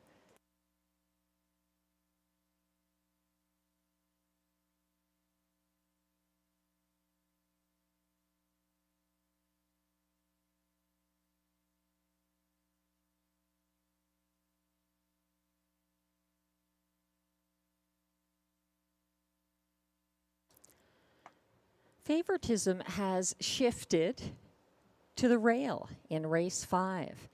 After the 3, Dial Me Up was the early favorite. Now it's the 1. This mare, driven by Jimmy Gagnon, has been competitive around this level recently, but is winless since August 15th. She hasn't missed the superfecta, though, and she does have 5 wins this season and a seasonal mark of 154-2. She gets some post relief. She had post 6 September 12th and cut most of that mile before getting stung in the stretch by 2 rivals who happen to be in this field as well. The 2, Lion Shining, who was second despite broken equipment, and the winner of that September 12th mile at this track, the 3, Dial Me Up for Pascal Berube. 5-2 at the moment on 1, Better Catch Girl from the Vic Putty stable for Jimmy Gagnon. My top choice here is a little different. I like the 6, DA Temptation. Tammy is going with the early money and siding with the strong closer, Dial Me Up, on top of her ticket. In the place spot, she's going with the 5, Raptors 1, over the 1, Better Catch Girl for show. She's using Lion Shining 4th and completing her high 5 ticket with the 8, Speaker Nancy, with that difficult outside post despite her class advantage. My top one here at 7-1 at the moment is the 6 DA Temptation, who wired for Guy Gagnon on an August 8th drop to a similar Rideau classification. DA Temptation left aggressively from the rail here. September 5th was cleared by Anna's Wish in front of the grandstand and pocketed up. She was boxed in on the final turn as Speaker Nancy continued first over, but made a late move up the inside path. She set her previous 154 flat lifetime mark here, September 14th, 2023. That's a 6 DA Temptation. Glenn Pearson using her for show as he goes with the current 5-2 co-favorite Dial Me Up on top of his ticket.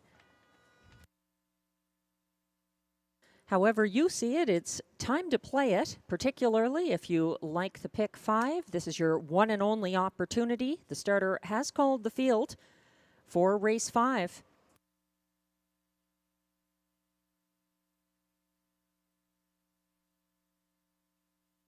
And this strong field of distaff pacers is assembling in front of the grandstand, led by 1, Better Catch Girl for Jimmy Gagnon. 2 is Lion Shining, William Waugh. 3, Dial Me Up, Pascal Berube. 4, Goldie's Rockin', Marie-Claude Auger. 5, Raptors 1 for catch driver Ryan Guy. 6, DA Temptation, Guy Gagnon. 7, Sobel Amber, Michelle Legacy. And on the outside is 8, Speaker Nancy for Robert Shepard. They are lined up and quickly headed onto the backstretch to kick off the Rideau Carleton Pick 5 in Race 5.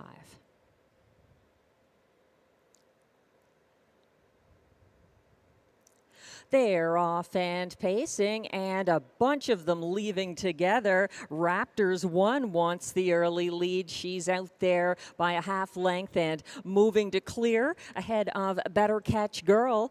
Quickly taking command for Ryan Guy. That is Raptors 1. Better Catch Girl now in the pocket, following from 3rd, Lion Shining. Back in 4th in the early going. Despite an outside post, Speaker Nancy has found a perfect position along the pylons. They've gone past the opening quarter in 27 and 3, led by Raptors 1, who keeps about a length and a quarter ahead of Better Catch Girl. 3rd on the inside, Lion Shining. 1st over from 4th and advancing, Speaker Nancy. 2nd over from 5th, that's Dial Me Up.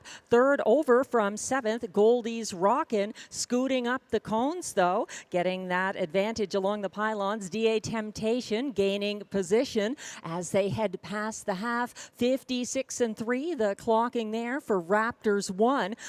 About to face a challenge from an advancing Speaker Nancy on the backstretch as she moves from 1st over into 2nd. Sitting 3rd, Better Catch Girl watches the proceedings, gapping cover. 2nd over from 4th is Dial Me Up. Dropping back on the inside 5th, Lions Shining.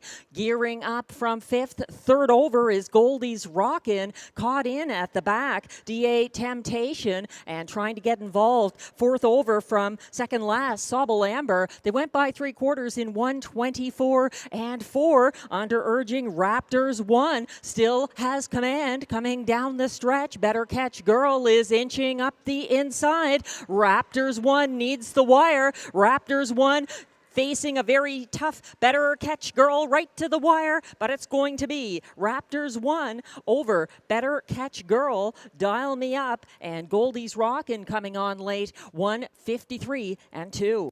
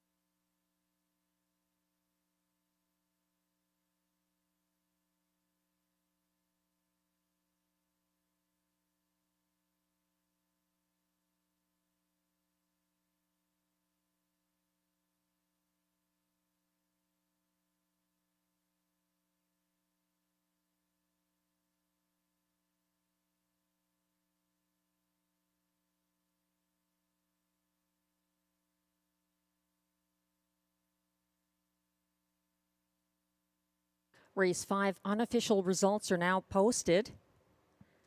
What a catch drive for Ryan Guy, who gets to pilot the 5. Raptors won to a 1:53-2 victory over a fast closing 1 Better Catch Girl, who was second, ahead of third place beaten favorite, the 3 Dial Me Up. Closing for fourth was 4 Goldie's Rockin'. Holding on for fifth was 8 Speaker Nancy. Results are still unofficial. Hold all tickets.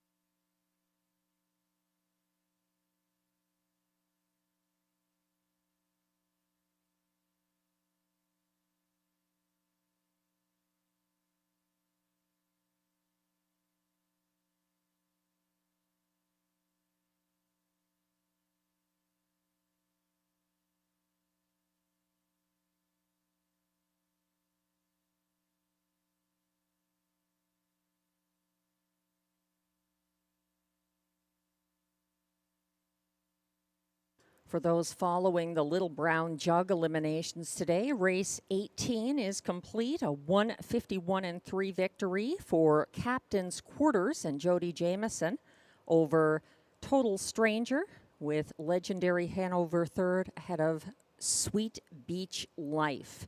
Captain's Quarters winning that second jug elimination. And now we turn our attention to the Rideau Carleton winner's circle once again. And here's official race 5 winner. Raptors won, a 5-year-old bay mare by Big Jim out of Riveting, owned by Bruno Lepage of Beauharnois, Quebec. Raptors 1 is bred by Millar Farms of Stouffville, Ontario, trained by Daniel Delude. And the catch drive today to Ryan Guy. Raptors 1 in 1:53-2. It's her 4th win this season in start number 22. Congratulations.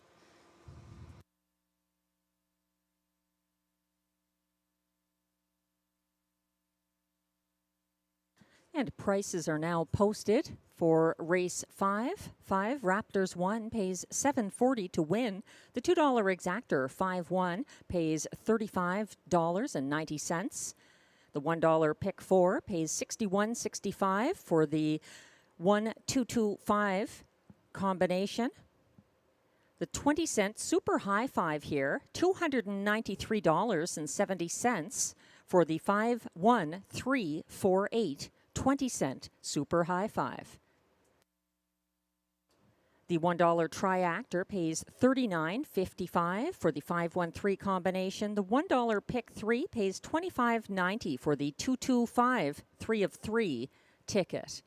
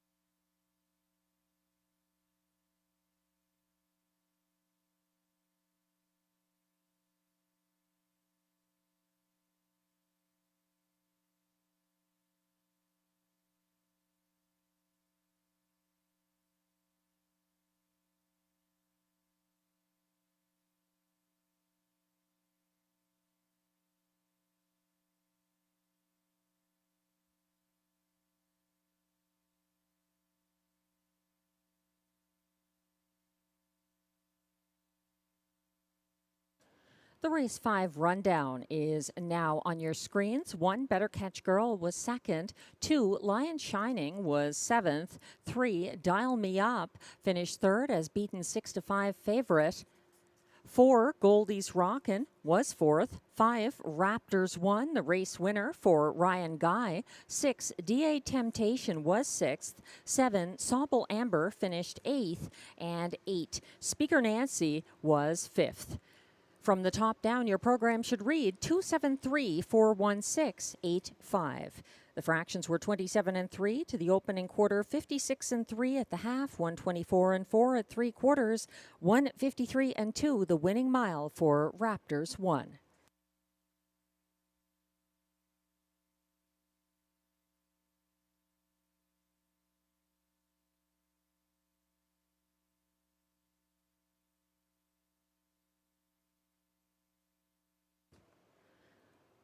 Race 6 is coming up next. Exactor, Triactor, Superfecta, and Pick 4 Wagering. There were no changes in races 6 through 11. The current favorite, a strong favorite, 1-9. On the 3, Meadow Branch Noble, a front-end winner, September 12th here at a similar classification over the good mare Match Me If You Can, who is not in this field.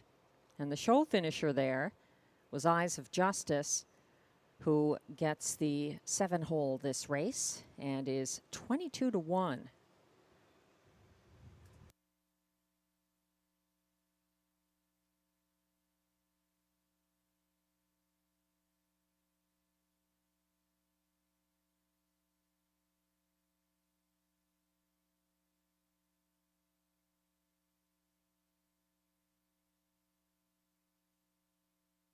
Tammy's picks here for race 6 put the popular favorite on top of her ticket, the 3, Meadow Branch Noble, ahead of the 2, Cleveland Massimo for place. 7, Eyes of Justice in the show spot. And to complete her superfecta, she likes the 5, Southwind Russian.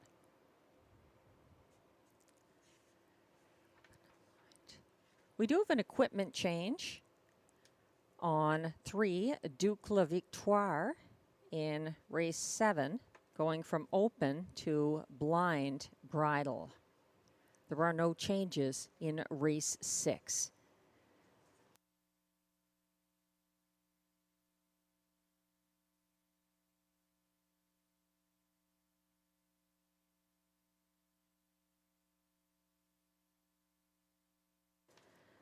As much as I like the 3, Meadow Branch Noble here,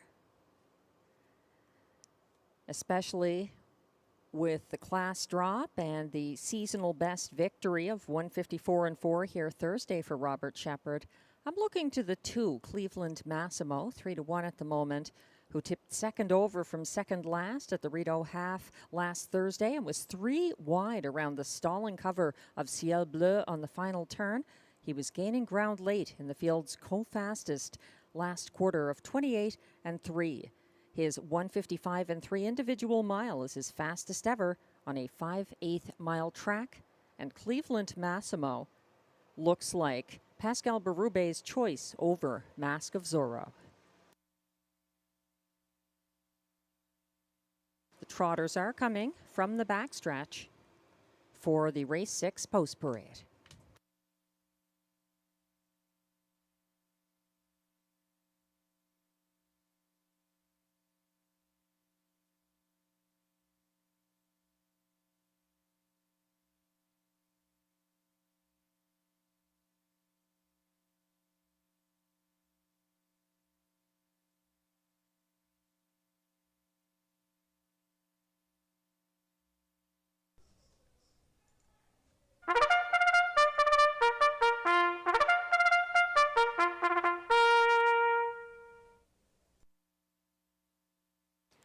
And the post parade is now on track for race 6. These trotters are non-winners of $40,000 lifetime, also eligible non-winners of $6,000 in their last 5 starts, and also eligible $25,000 claimers.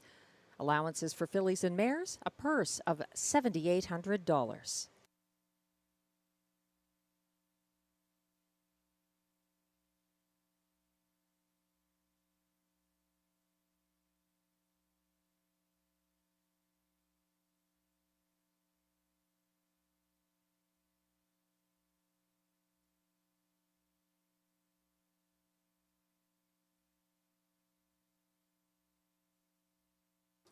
One is Mask of Zorro, owned by trainer Benoit Hébert with Eric Lafleur. Stéphane Brosseau gets the catch drive.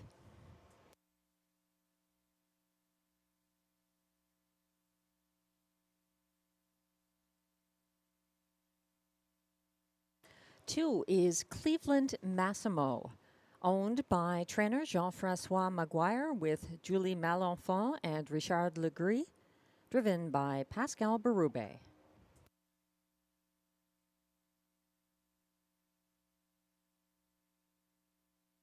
Three is current 1-5 favorite, Meadow Branch Noble, owned by Jamie Copley, trained by Mandy Archer, and driven by Robert Shepard.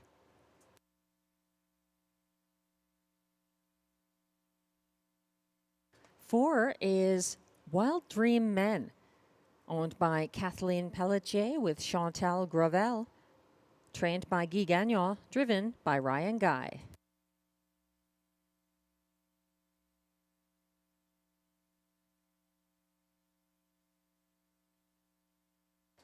Five is Southwind Russian, owned by a numbered Quebec corporation, trained and driven by Stéphane Pouliot.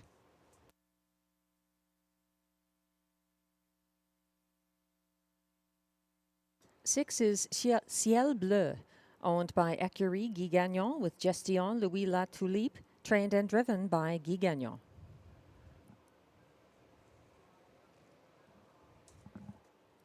Completing this field from post 7, Eyes of Justice, owned by Limco Incorporated, trained by Vic Putty, and driven by Jimmy Gagnon. That's the field for race 6. There are no changes. There is exactor, triactor, and superfecta wagering. Race 6 also kicks off another pick 4 at Rideau Carleton.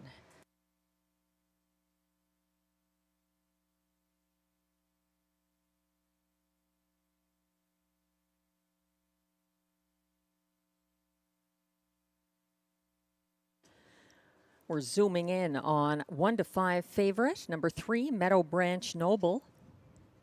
He's enjoyed a very good year since coming to Rideau Carleton for his current connections. He looks like Robert Shepard's choice here. Robert Shepard has also driven Cleveland Massimo recently, even piloting that trotter to a win here back on August 29th. Meadow Branch Noble won by 3 lengths over the very good mare, Match Me If You Can, at this track. September 12th on the front end. He's got gate speed, not that he needs a lot of it from post 3. He's 4-5 right now. Meadow Branch Noble wired for Robert Shepard in a seasonal best 154-4 here Thursday, and he is down in class. He's been in the preferred handicap trot much of this season and is an 8-time 2024 winner. Since joining the Mandy Archer stable, a lot of success for Meadow Branch Noble. He's easy to like. He might be an easy single to start your pick 4 if you're wagering in that direction on race 6. I'm looking to the 2, Cleveland Massimo, as a possible upsetter here. 4 wins this season. Pascal Berube staying loyal after a 4th place finish to Meadow Branch Noble last Thursday at this track. Cleveland Massimo's trip was a lot different from the front end route taken by Meadow Branch Noble. Again, he was second over from second last at the half and 3 wide around a stalling Ciel Bleu on the last turn. And he ran out of racetrack. He was closing strongly in the field's co-fastest 28-3 last quarter. He's 3-1 at the moment. That's the 2, Cleveland Massimo. Another to consider, part of my ticket and Tammy's as well here, the 7, Eyes of Justice, who finished 4th for Jimmy Gagnon in both previous starts this year from the same post position at this track. Intriguingly, Eyes of Justice trotted his fastest ever mile here last Thursday, a 1:55.2 mile, and he closed in the field's co-fastest 28-3. 1, Mask of Zorro, returns to the rail after wiring Thursday for Pascal Berube, who has now moved to drive the 2, Cleveland Massimo. Mask of Zorro held off a late charge from raising Rusty in the final strides. He is up in class here. He's 14-1, looking to go back-to-back after that narrow front-end victory for Benoit Hébert and Pascal Berube. Stéphane Brosseau gets the live catch drive on Mask of Zorro.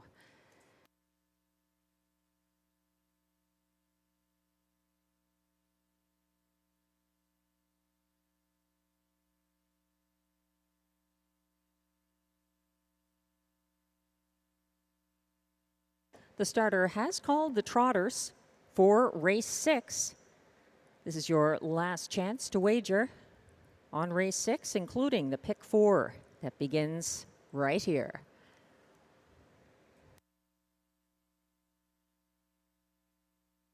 The trotters are lining up, led by 1, Mask of Zorro for Stéphane Brosseau. 2 is Cleveland Massimo, Pascal Berube.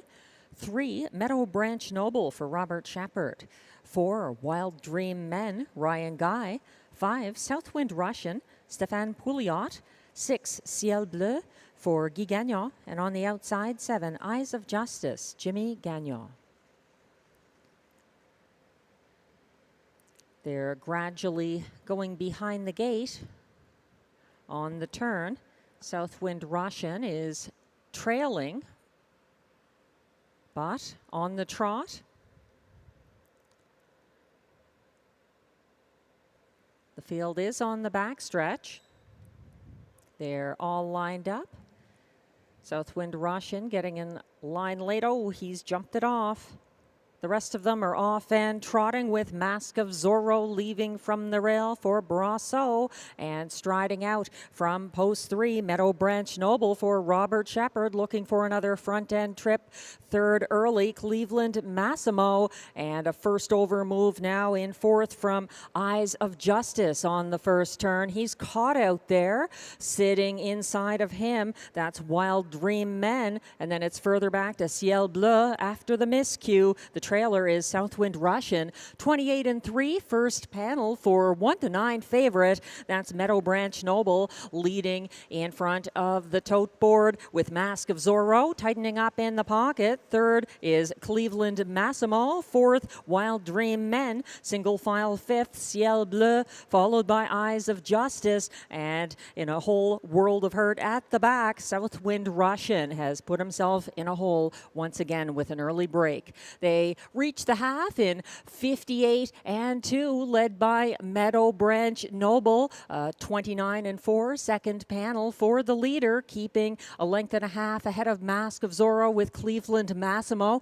yet to move from 3rd. 4th and caught in is Wild Dream Men. His stablemate is on the outside, first over from 5th, Ciel Bleu. trailing him. Eyes of Justice still within range, and far back, Southwind Russian. They go by 3/4 in 1:27 flat. Here comes the move from Cleveland Massimo for Berube, coming after leader Meadow Branch Noble as the stretch looms ahead. Meadow Branch Noble is still out there by a couple of lengths, but Cleveland Massimo is eating into it rapidly. Meadow Branch Noble and Cleveland Massimo, they're going to finish 1-2. That is Meadow Branch Noble by 2 over Cleveland Massimo. Ciel Bleu for show in 1:55 and 4.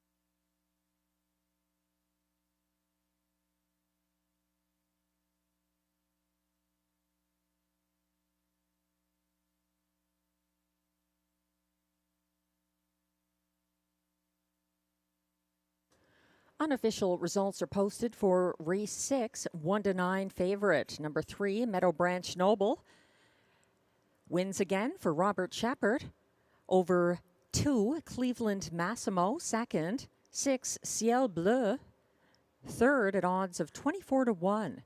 And fourth was the 1, Mask of Zorro at 30-1. Results are still unofficial. Please hold all tickets.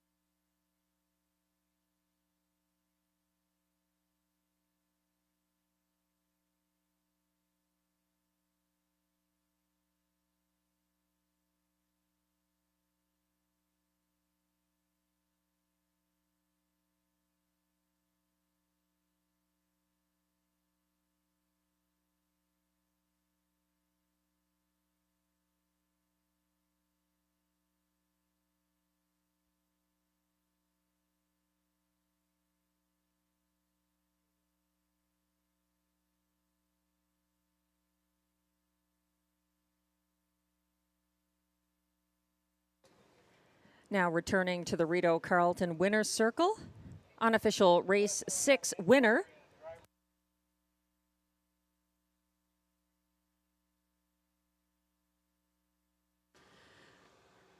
unofficial race 6 winner, 3, Meadow Branch Noble in the Winner's Circle once again for owner Jamie Copley of Kenmore, Ontario. He's bred by Hans Engren of Abbottstown, Pennsylvania.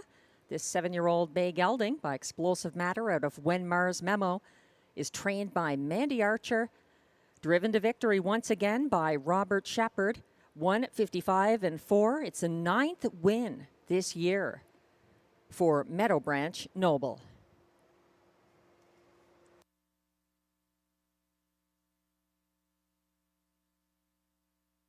The AGCO judges have informed me that there was a driver's objection by the driver of 7, Eyes of Justice, on the 6, Ciel Bleu, who finished 4th for driver Guy Gagnon. The driver objection again, Jimmy Gagnon on Guy Gagnon, 7, Eyes of Justice, on the 6, Ciel Bleu, for action near the half. Hold all tickets. The driver objection pertains to the show finisher here, Ciel Bleu, and action near the half.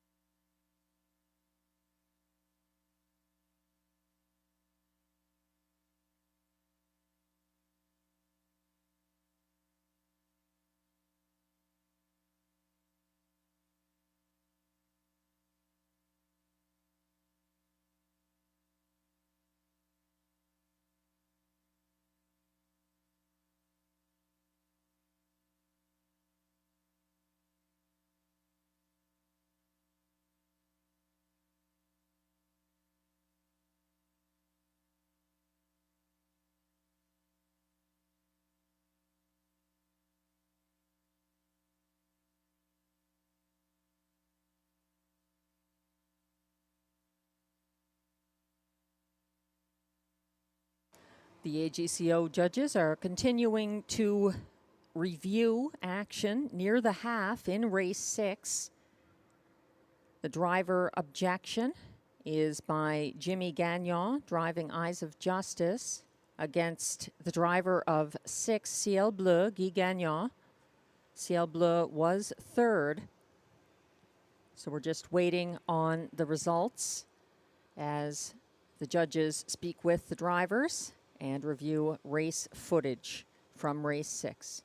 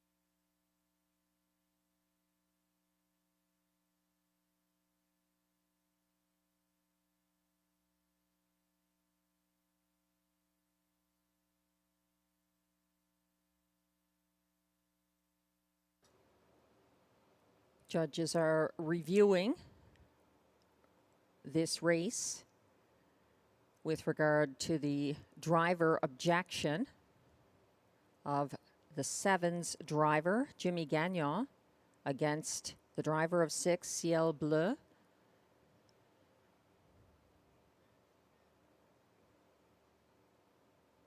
They're racing at the back of the field.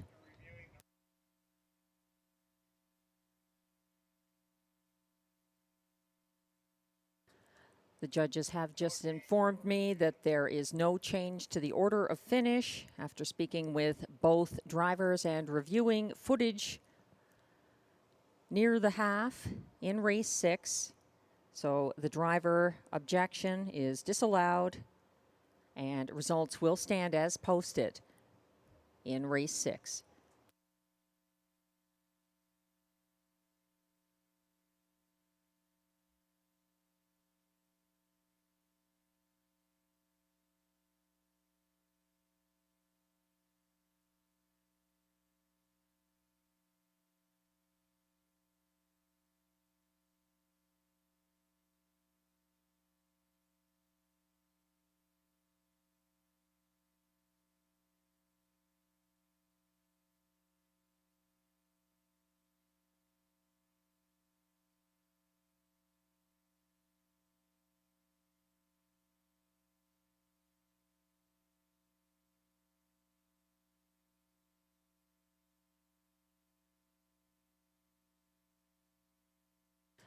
Race 6 results are now official.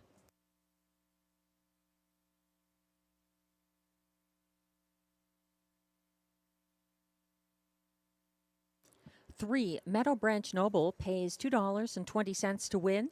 The $2 exactor 3-2 returns $4.60. It's $13.40 for the $1 try 3-2-6 combination. The $1 superfecta 3-2-6-1 pays $58.05.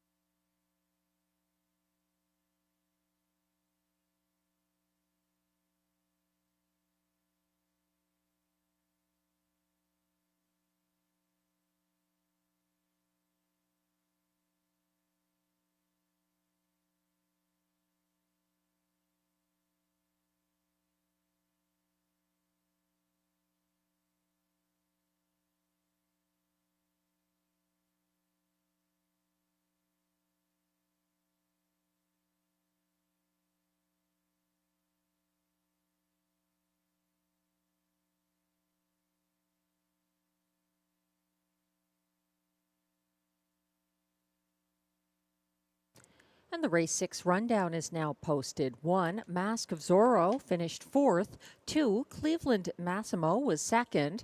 3, Meadow Branch Noble was a winning 1-9 favorite for Robert Shepard. 4, Wild Dream Men finished 6th. 5, Southwind Russian was 7th. 6, Ciel Bleu closed for show. And 7, Eyes of Justice finished 5th. From the top down, your program should read 421-6735. The fractions were 28-3 to the opening quarter, 58-2 at the half, 127 flat to 3/4, 155-4 the winning mile for Meadow Branch Noble.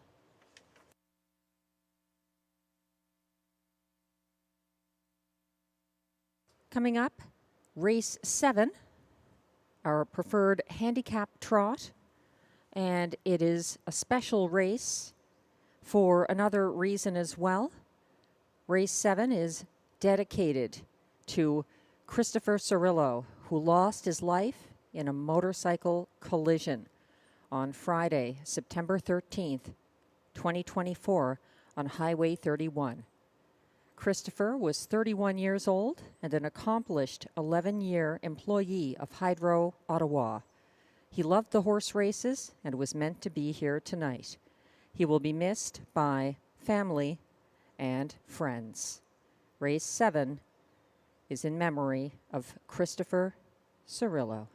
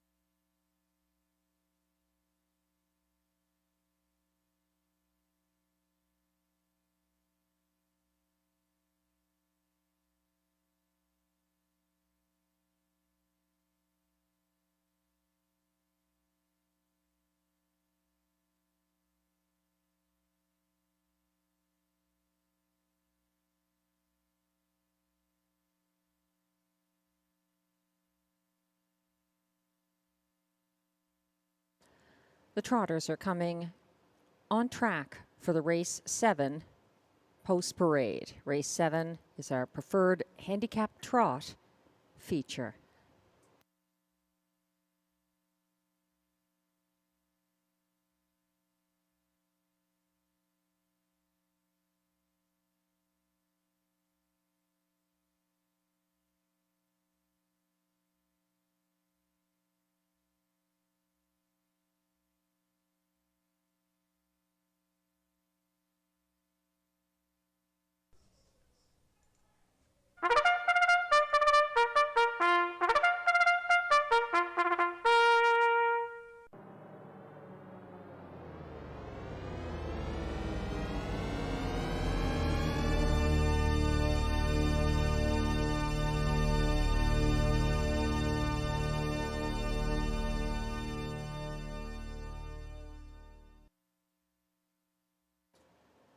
Now coming on track, the preferred handicap trotters. They race for a purse of $10,000.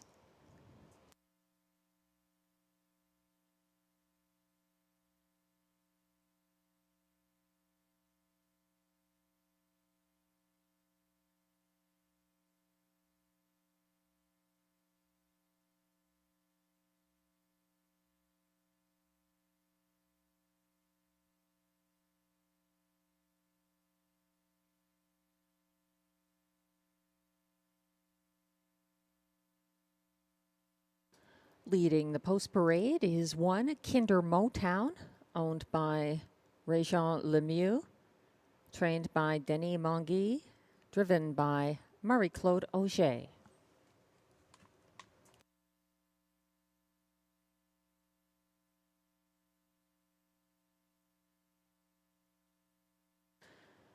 Two is Ripped and Ready, owned by Dr. Ruth Irving, trained by Terry Vandenplas, driven by Jimmy Gagnon.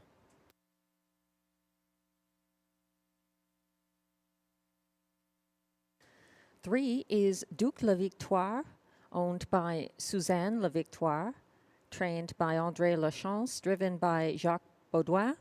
Note the equipment change on Duc La Victoire, going from open to blind bridle.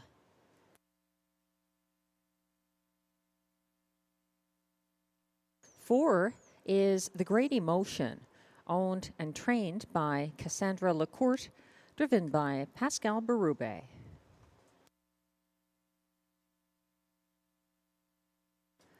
Five is Black Tie Bash, owned by driver Robert Shepard and trained by Isabelle Darvaux.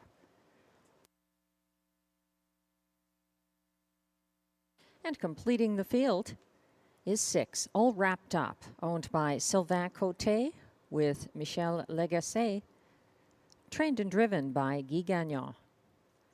That's the race 7 field for our preferred handicap trot, exactor, triactor, superfecta, and pick 3 wagering here.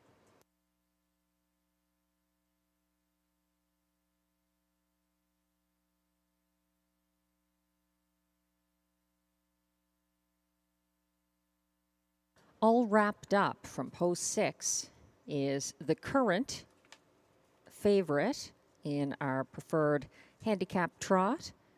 He was claimed recently at Woodbine Mohawk Park, September 2nd. He tipped first over from 4th at the half there, never cleared and faded in the stretch.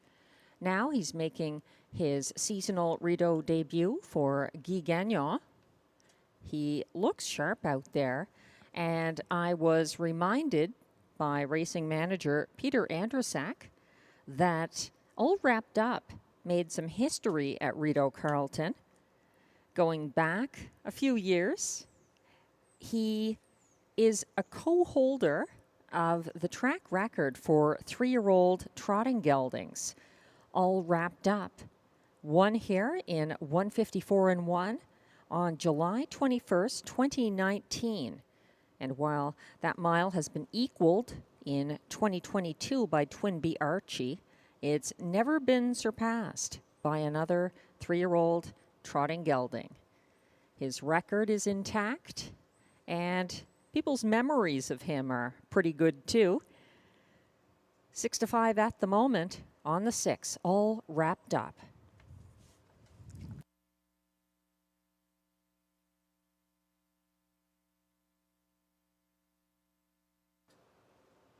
There were other contenders in this field. Where We Exalt is not taking part. He's dominated recently.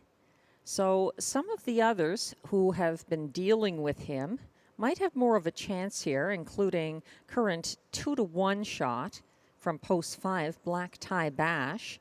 He was a beaten 3-2 favorite who followed Where We Exalt from single file third here, September 5th.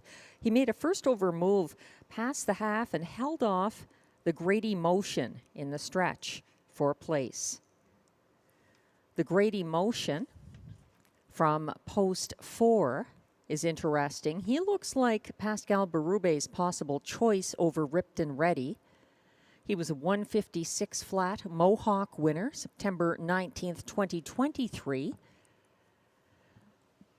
I've noticed that many horses seem to win a lot at certain times of year. Some do better in the cold weather, some do better in the summertime. Maybe allergies or footing or other issues, but he's good at this time of year. That's the 4, the Great Emotion, 9-5 at the moment. He was coming on late in the September 5th edition of the Rideau Preferred Handicap Trot. My top choice here He's taking some money late. He's dropped quite a bit. It's the one, Kinder Motown, caught in 5th along the pylons August 30th at Hippodrome 3R. He was shuffled back. He was a beaten 7-5 favorite that race, but he wired in the 3R preferred handicap in his previous start for Marie-Claude Auger. He took early command here August 8th in the preferred handicap and got circled by War We Exalt past the quarter. 10-1 at the moment on the one, Kinder Motown. The starter has called the preferred trotters. This is your final chance to wager on race 7.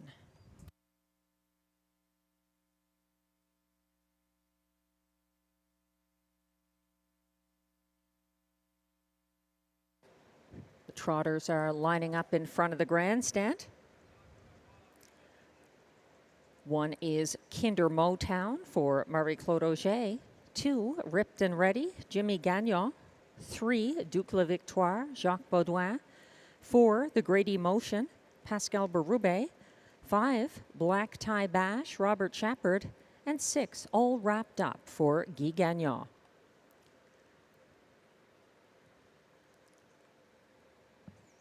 Kinder Motown and All Wrapped Up a few lengths behind rivals as they make their way to the backstretch.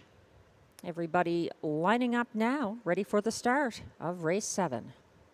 They're off and trotting, and a well-timed early move from Kinder Motown for Marie-Claude Auger, moving to the front and quickly matched on the outside by the Great Emotion, coming on for Pascal Berube and pulling a length in front now to take the lead. The Great Emotion circling Kinder Motown, and then further back in third is Ripped and Ready, following from fourth. That's Black Tie Bash, the known closer. They head past the quarter with the Great Emotion leading the way ahead of Pocket Sitting, Kinder Motown. Then it's a couple of lengths back to third for Ripped and Ready, followed by Black Tie Bash. Here comes a first over move from Duke La Victoire out of fifth and gaining ground. Following his cover, second over from the back of this 6-horse field is All Wrapped Up. They're on the turn and now coming to the halfway point, still led by the Great Emotion, keeping a length and a half ahead of next closest Kinder Motown. Inching along on the outside in first over third is Duke La Victoire, shuffled back on the inside to fourth, Ripped and Ready. A big 3-wide move now from All Wrapped Up, who looks to circle Duke La Victoire in pursuit of leader the Great Emotion. Dropping back to last, Kinder Motown has called it a day, and now we've got a new battle for the lead. All Wrapped Up is bridle to bridle against the Great Emotion, and following them now, second over into third, Ripped and Ready looks ready, also gearing up to go 3 wide late, Black Tie Bash as they circle for home. It's anybody's race. All Wrapped Up is made front for Guy Gagnon, backing down slightly, the Great Emotion coming on wide, Black Tie Bash. It's between these two. All Wrapped Up prevails over Black Tie Bash. Ripped and Ready for show in a mile where we'll have to consult for time later.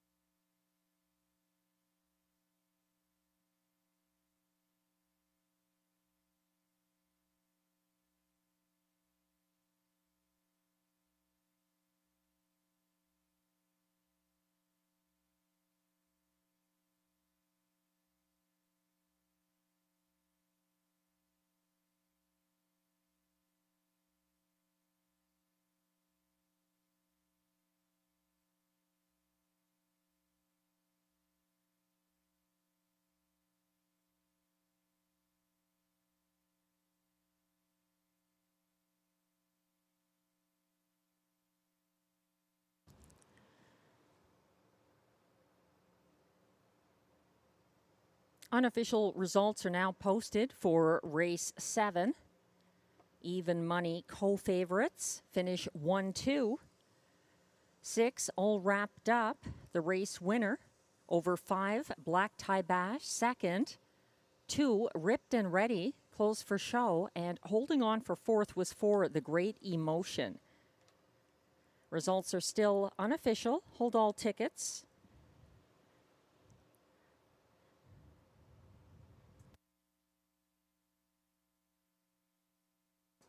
Returning to a familiar place, the Rideau Carleton Winner's Circle.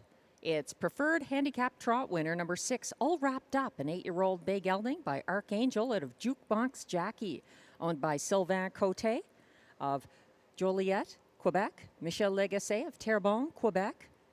All wrapped up was bred by Edward Hayter and Leslie Lawton of Ontario. Trained and driven by Guy Gagnon. It's his 6th seasonal victory, 155-1. Welcome back to track record holder for the 3-year-old trotting geldings, all wrapped up. A preferred handicap winner.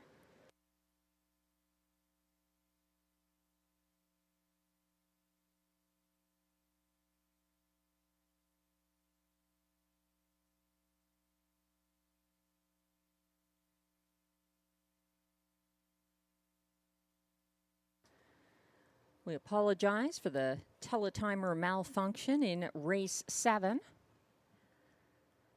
There have been some issues with sun striking the equipment and causing trouble with getting a reading. But our chart caller, Kim, has informed me it's a 155-1 winning mile for the 6, all wrapped up.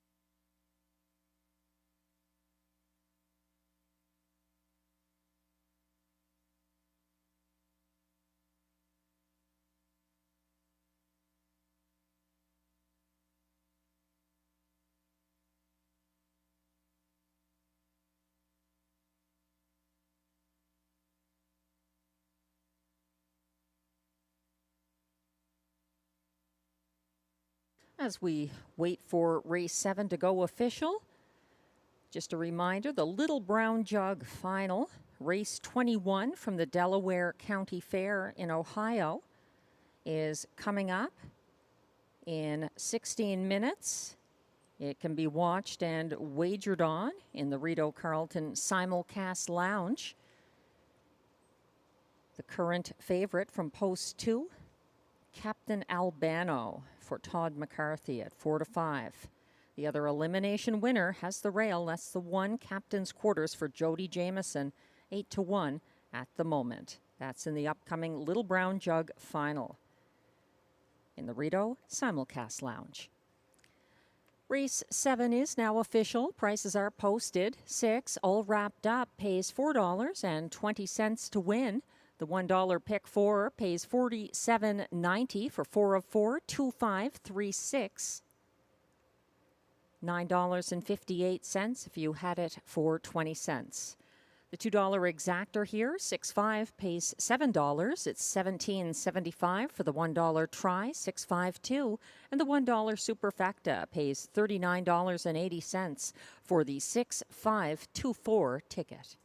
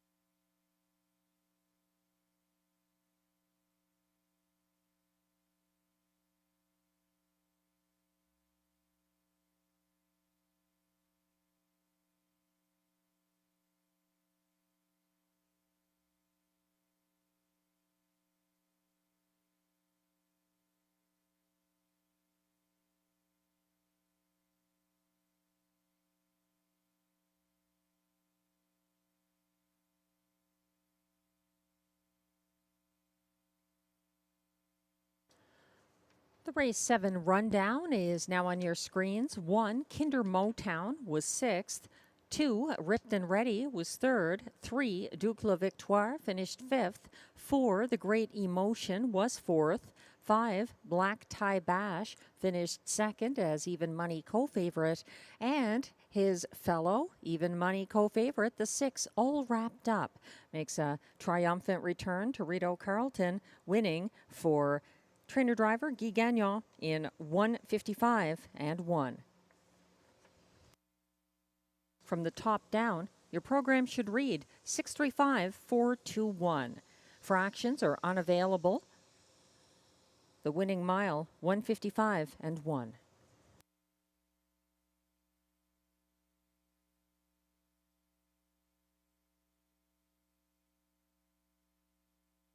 Race 8 is coming up. Exactor, triactor, superfecta, and late pick 4 wagering. We have 11 races on this card, allowing us to add another pick 4. And the current favorite from post 5 is I'm a Dude.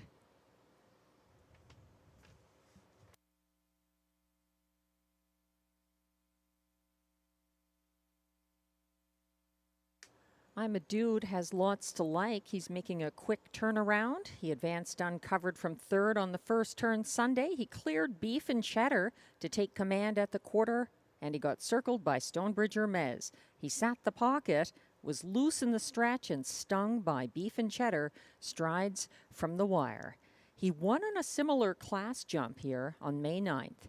He's Glenn Pearson's top selection in the handicapper picks now shown on screen. Glenn is looking to the back, class number 7, National Debt. for place. He looks like Pascal Berube's choice over the 9 Radley Hanover, moving to the second tier after a win here last Thursday for Pascal Berube. Completing Glenn's Superfecta is the 1 Trion de Vie, my top choice, who won from the Rideau Rail at a slightly higher classification, August 29th for Marie-Claude Auger. He went second over from 5th in front of the grandstand here last Thursday and was caught behind a parked-out Time to Dancing to 3/4. He was 3 wide on the final turn and closed widest of all down the stretch. Trion de Vie had a 1:54-1 victory here last September 21st. He's my top choice. 5-1 at the moment. I liked him enough last race to make him a best bet. Unfortunately, he didn't fulfill my expectations that race, although he was third to Smiling Billy the Kid.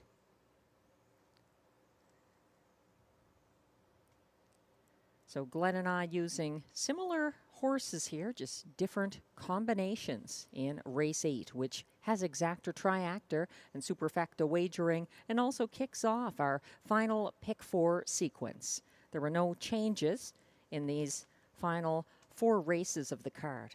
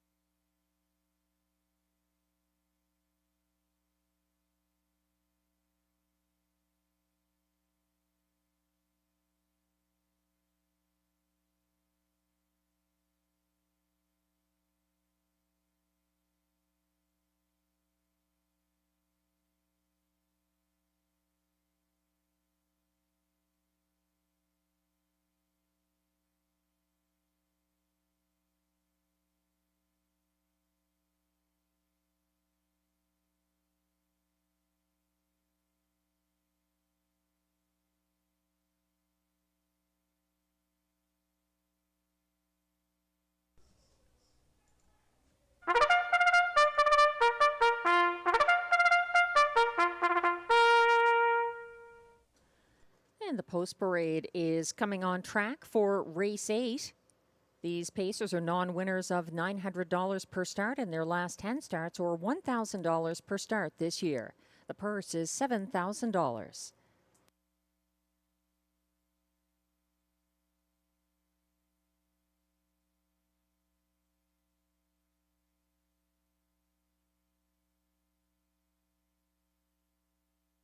Leading the post parade is the 1 Trion de Vie, owned by trainer Eric Lafleur, driven by Marie-Claude Auger.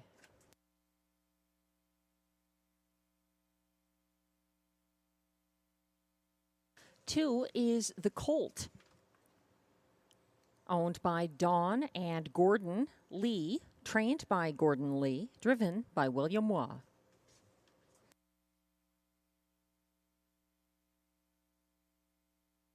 3 is 88 Fingers Louie, owned, trained, and driven by Ryan Guy, co-owned by Sharon Christie.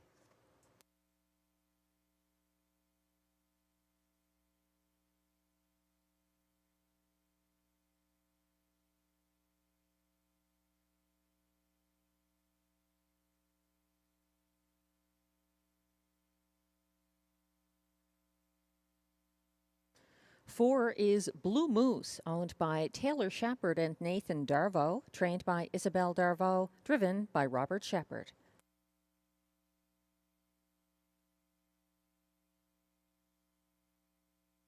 Five is the 6-5 favorite, I'm a Dude, owned by a numbered Quebec corporation, trained and driven by Stéphane Pouliot.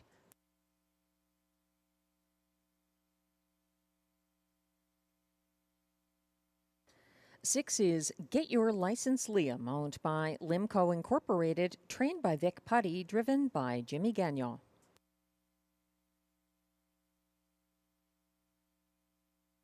7 is National Debt, owned by Francois Morin, trained by Yves Corbin, driven by Pascal Berube.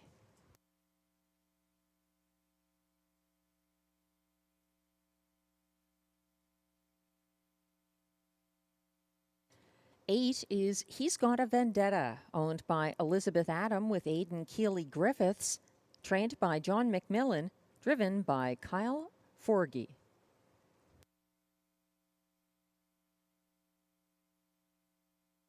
And completing the field from trailing post 9, Radley Hanover, owned by trainer Carol Ann Malo-Tetro, driven by Guy Gagnon. That's the field for Race 8, Exactor, Triactor, and Superfecta wagering. Race 8 is also the first leg of our last Pick 4 of this Thursday card.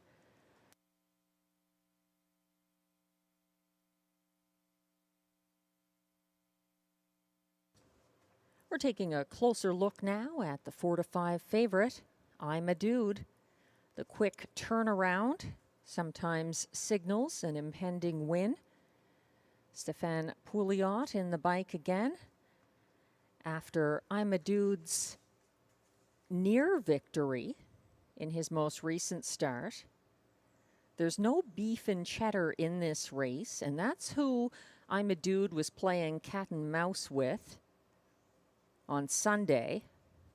I'm a Dude cleared beef and cheddar, taking the lead early at the quarter, and then after getting circled by Stonebridge Hermes and getting that pocket trip, I'm a Dude was loose in the stretch, looking like a possible winner when he was caught by Beef and Cheddar. Beef and Cheddar got claimed, and he's not in this field in any case. So I'm a Dude looking good here. He has 3 wins so far this season and a seasonal mark of 153-3 set at Rideau Carleton.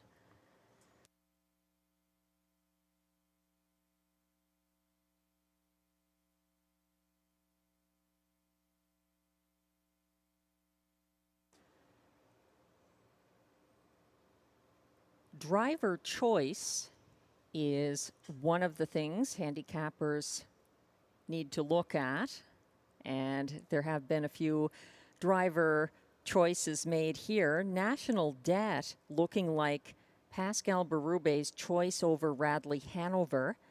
National Debt from post 7, the back class pacer, 24-1 right now.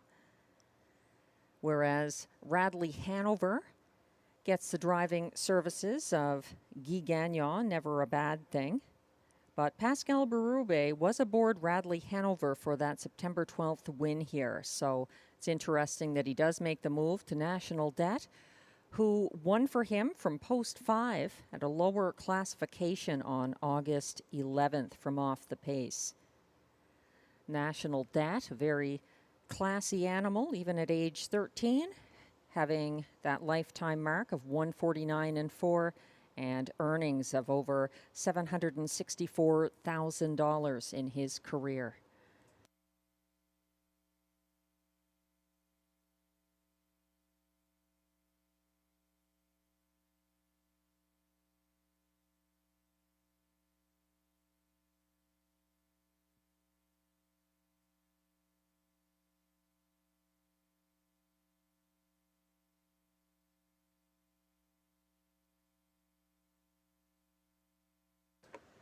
The starter has called the field for race 8. If you've been thinking about playing the pick 4, this is your final opportunity on this Thursday card from Rideau Carleton as the field is lining up now. 1 is Trion de Vie for Marie-Claude Auger. 2, the Colt, William Waugh. 3, 88 Fingers Louis, Ryan Guy. 4, Blue Moose, Robert Shepard. 5, I'm a Dude, Stéphane Pouliot. 6, Get Your License, Liam, Jimmy Gagnon. 7, National Debt, Pascal Berube. 8, He's Got a Vendetta, Kyle Forgy. And from the trailing post 9, it's Radley Hanover for Guy Gagnon. They're on the turn.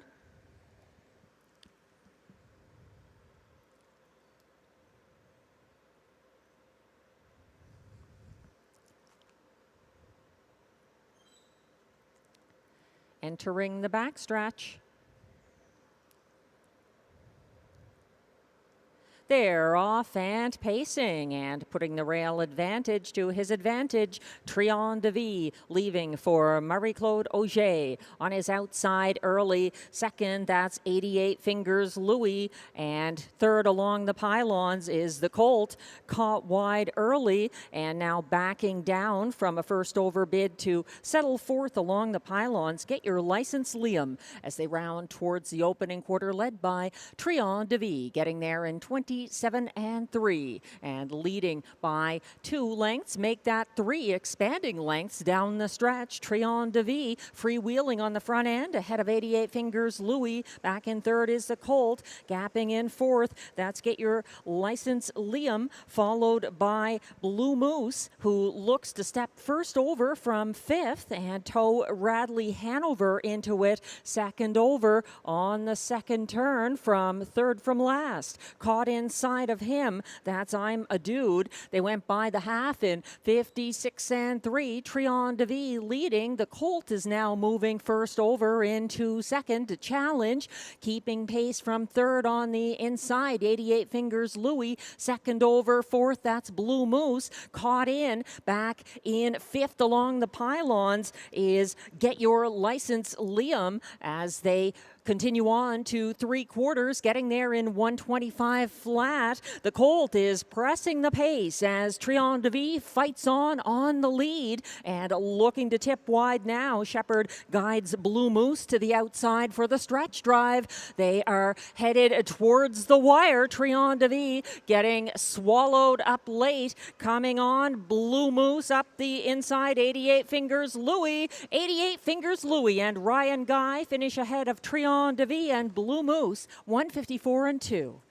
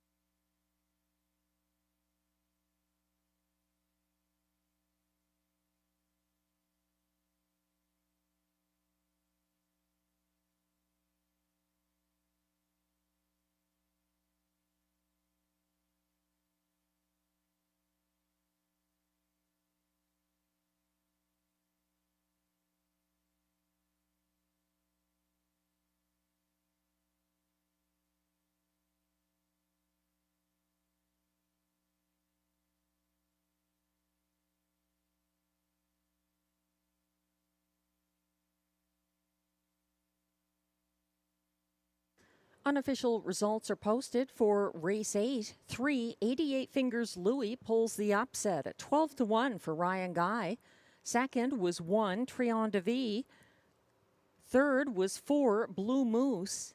And fourth was 9, Radley Hanover. Hold all tickets. Results are unofficial.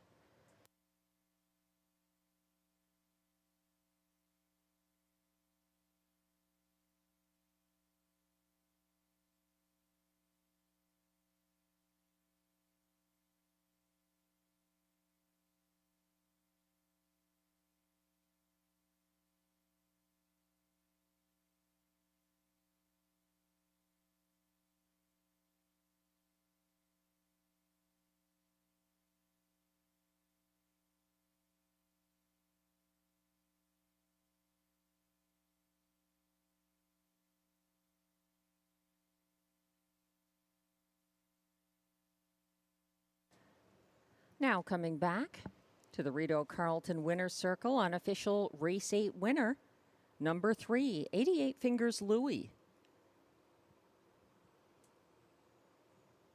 He's a 9-year-old bay gelding by Mach 3 out of St. Lad's Moxie. Owned, trained, and driven by Ryan Guy of South Mountain, Ontario. Co-owned by Sharon Christie of South Mountain. 88 Fingers Louis is bred by Dunarbin Stables of Thornhill, Ontario. That's his 4th win of the 2024 season and a new seasonal best of 154 and 2. 88 Fingers Louie.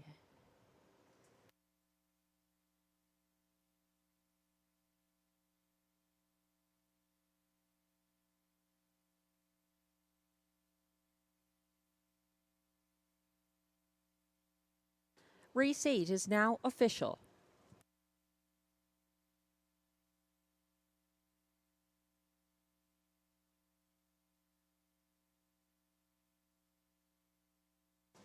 Prices are posted for race 8. 3, 88 Fingers Louie returns $27.10 to win. The $2 exactor 3-1 pays $95.40. The $1 try 314 returns $298.85. The $1 superfecta 3149 ticket pays $2,852.25.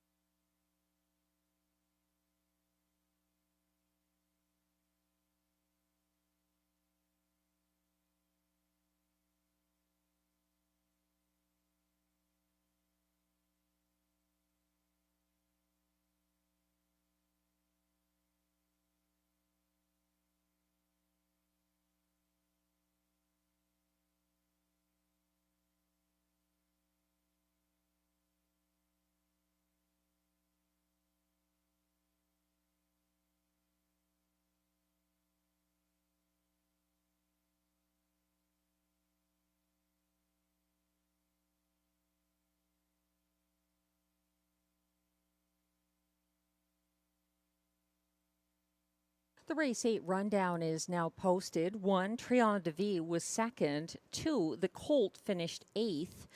3, 88 Fingers Louie, the race winner for Ryan Guy. 4, Blue Moose was third. 1 to 2, beaten favorite. 5, I'm a Dude finished 5th. 6, Get Your License Liam was 9th. 7, National Debt was 7th. 8, He's Got a Vendetta finished 6th. And 9, Radley Hanover was 4th. From the top down, your program should read 2-8-1-3-5-9-7-6-4.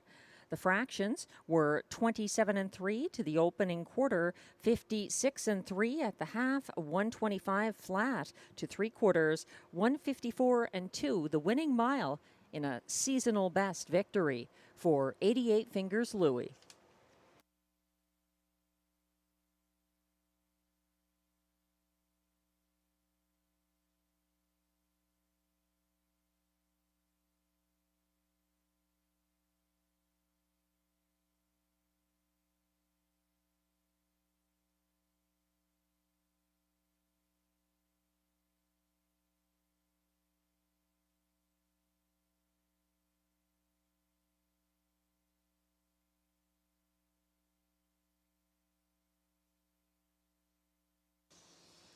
Race 9 is coming up next with exactor, triactor, superfecta, and late pick 3 wagering. No changes. current favorite from Post 5, Rose Run, Why Not? Coming in for trainer Carl Duguay and driver Stéphane Brosseau.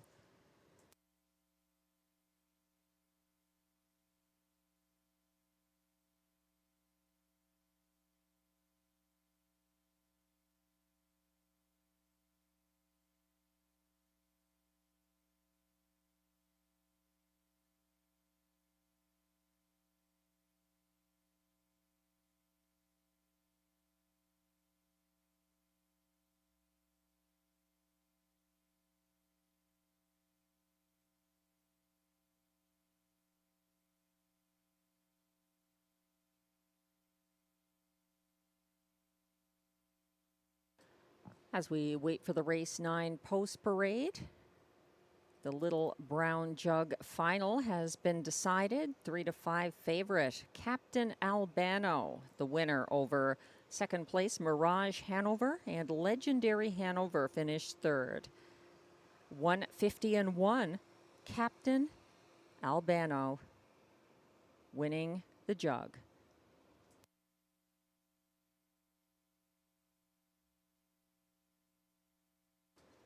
Todd McCarthy, the winning driver in that Little Brown Jug final.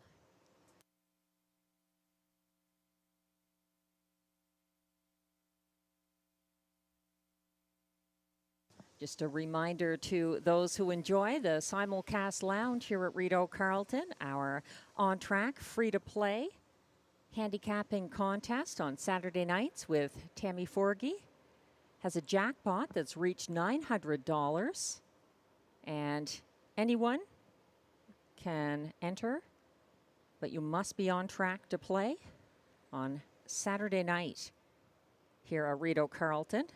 It's an excellent card to enjoy on this Saturday night as well. The Woodbine Mohawk Park card has Grand Circuit action.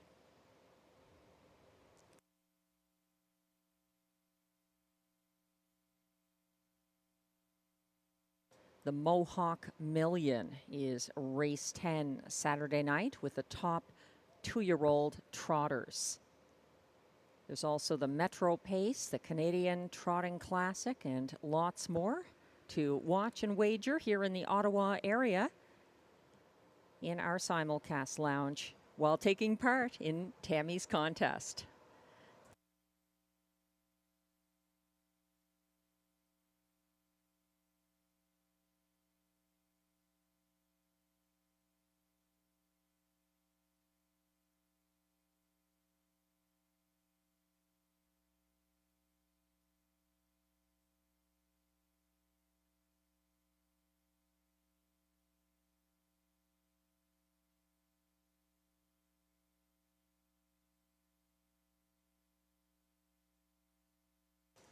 The trotters are approaching the track for the race 9 post parade. There's continued favoritism for the 5, Rose Run Why Not, who was scratched twice previously when she was going to be coming here. She was supposed to make an appearance in the Rideau Preferred Handicap, but ended up scratched on one occasion due to weather and on another due to transportation. This is her seasonal Ottawa debut at a lower classification. Current even money favorite from Post 5, Rose Run Why Not?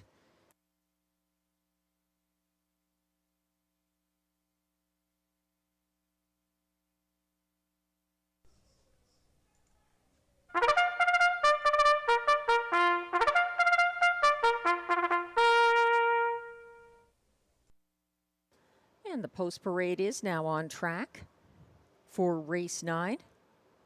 These trotters are non-winners of $2,500 in their last 5 starts or $5,000 in their last 10 starts. Also eligible, non-winners of a race this year who draw outside, and also eligible $12,000 claimers. They race for a purse of $6,800.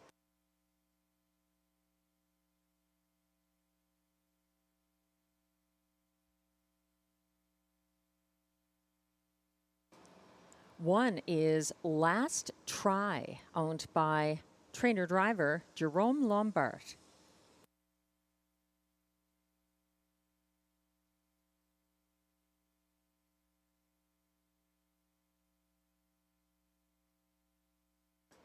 2 is Ms. Franny, owned by Michael and Sam Sergi. Sam Sergi trains. Marie-Claude Auger drives.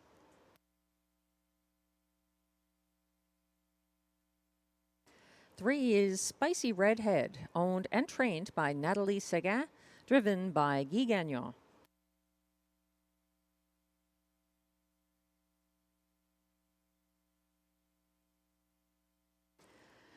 Four is General So, owned by Marcel Laurent, trained by André Lachance, driven by Jacques Baudouin.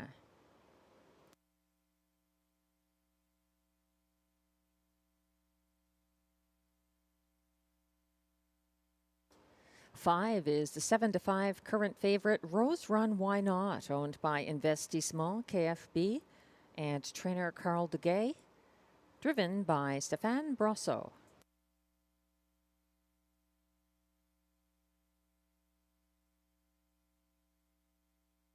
Six is Wish You'd Tell Me, owned and trained by Gerard Vaillancourt, driven by Pascal Berube.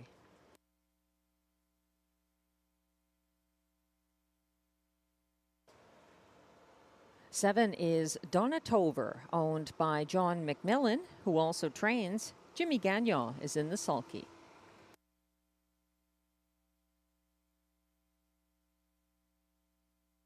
And completing the field from post 8, Raising Rusty, owned by a numbered Quebec corporation, trained and driven by Stéphane Pouliot. That's your field for race 9. There are no changes. There's exactor, triactor, superfecta, and pick 3 wagering.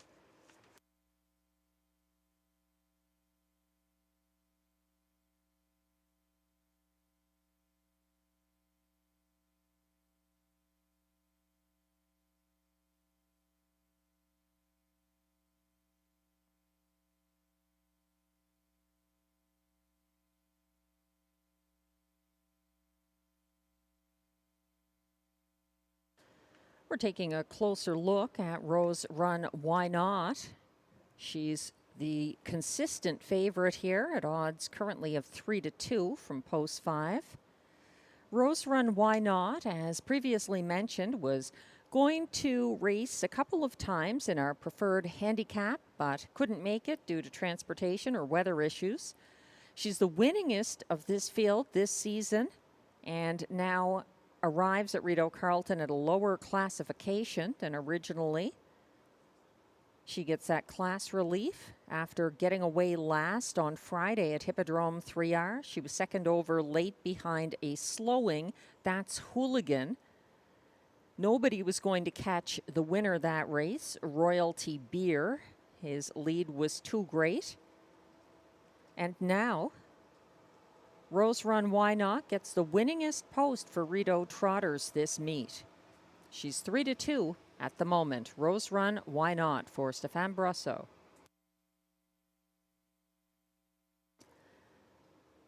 Looking around here, there are others to consider. The 8, Raising Rusty, being one of them. He's winless in 4 previous starts from Rideau Post 8. He was caught 4 wide leaving here last Thursday, back down to 5th behind leader Mask of Zorro on the first turn. He was flushed out on the second turn and brushed up to second on the backstretch. He was gaining on Mask of Zorro right to the wire. He's up in class, but he was a beaten 7-5 favorite that race. It's a tough post to deal with here, but he's 6-1 at the moment. Raising Rusty, the back class trotter. My top choice is the 6, Wish You'd Tell Me, who pocketed up behind front-end winner Shadrach Hanover on Friday at Kawartha Downs. He was out-sprinted for place. He gets class relief in his second ever start for Pascal Berube. I am using Rose Run Why Not for place, Raising Rusty for show, and then the 4, General So, who was third as the only trotter in a 5-horse Rideau qualifier Sunday. He loses Lasix here, but he's got class relief in his debut for André Lachance and driver Jacques Baudouin. Glenn sees it differently. He is putting Raising Rusty on top and going to the 3 for place. Spicy Redhead, although she was a beaten favorite against an arguably weaker field September 12th for Guy Gagnon. He's going to the 7, Donna Tover in the show spot. Some class relief for that trotter.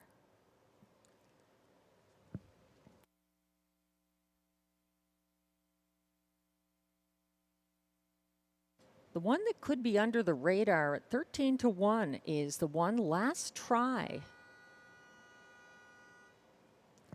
We're going to find out soon because the starter has called the field and the race 9 trotters are assembling. Last chance to play the pick 3 on this Thursday card at Rideau Carleton.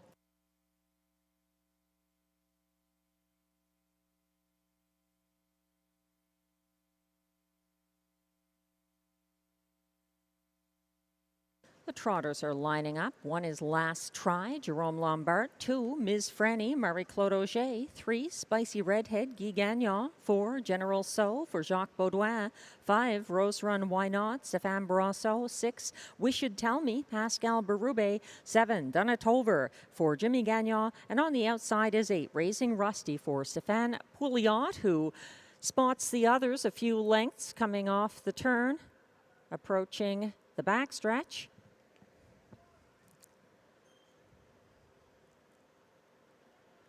They're all lined up. Dropping back, though, Spicy Redhead. They're off and trotting and firing out for Pascal Berube. Wish You'd Tell Me wants the lead, and he's got it. Quickly opening up by 3 lengths over Last Try. Advancing first over into second now. Donna Tover has early speed. It's a gap of about 4 lengths behind Last Try to fourth, where Ms. Franny is gaining ground in this well-spaced field. They head past the quarter in 28 flat. Wish You'd Tell Me has the lead. Donna Tover is coming to him on the outside and edging to make front for Jimmy Gagnon. He's got it now, putting Wish You'd Tell Me in the pocket ahead of Last Try. Then it's Ms. Franny fourth, followed by Rose Run Why Not.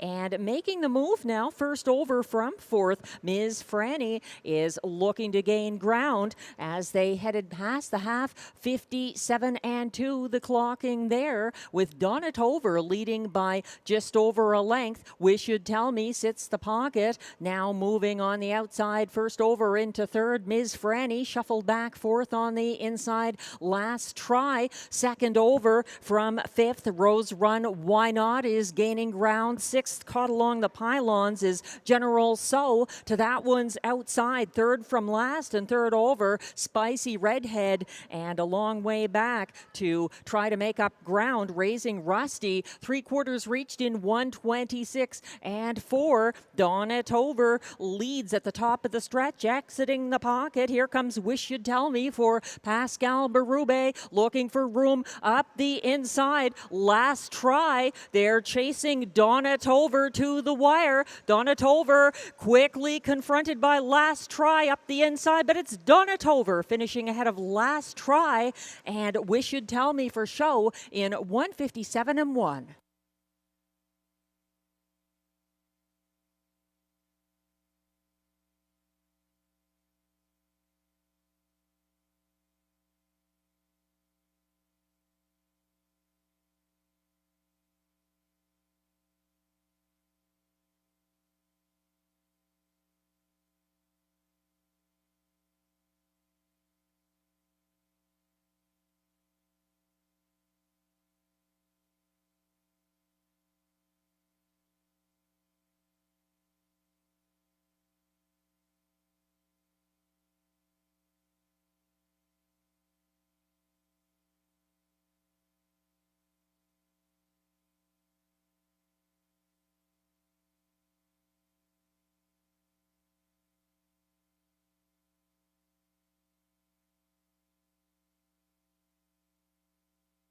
Unofficial results are now posted for race 9. 7, Donna Tover, the race winner for Jimmy Gagnon.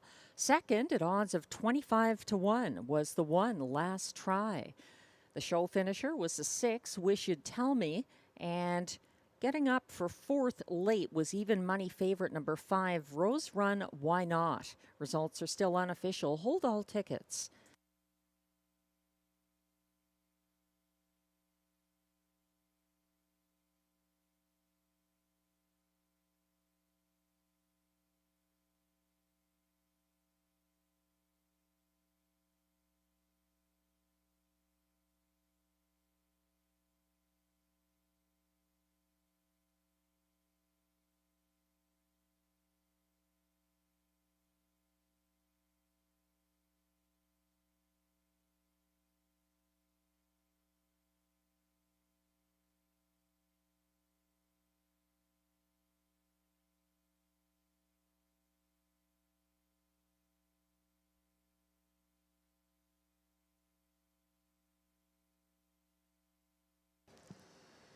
Now coming back to the Rideau Carleton Winner's Circle, unofficial Race 9 winner from Post 7, it's Donna Tover, a 9-year-old bay gelding by Donato Hanover out of Anonyme, Hanover.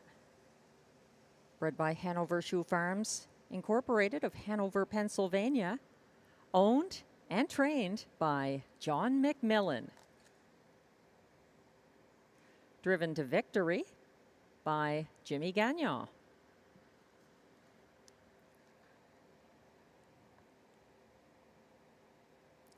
That's the 4th win this year for Donna Tover, 157-1. Congratulations.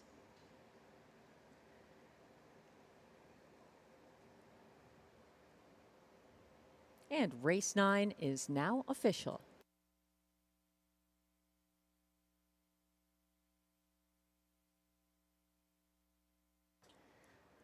Prices are posted.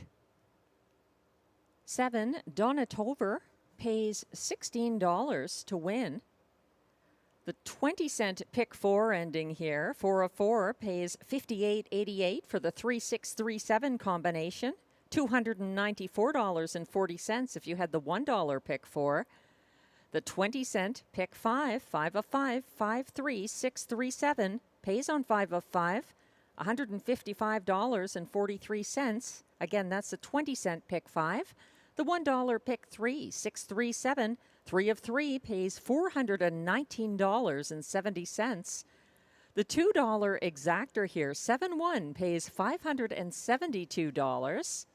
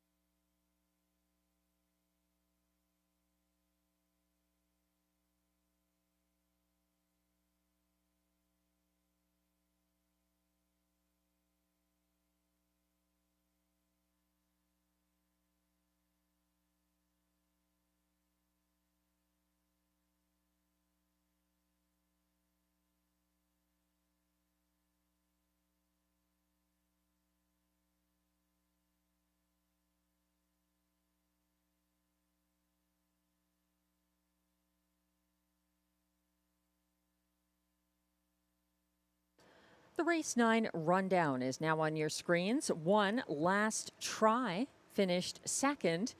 2, Ms. Franny was 8th. Spicy Redhead finished 7th from post 3.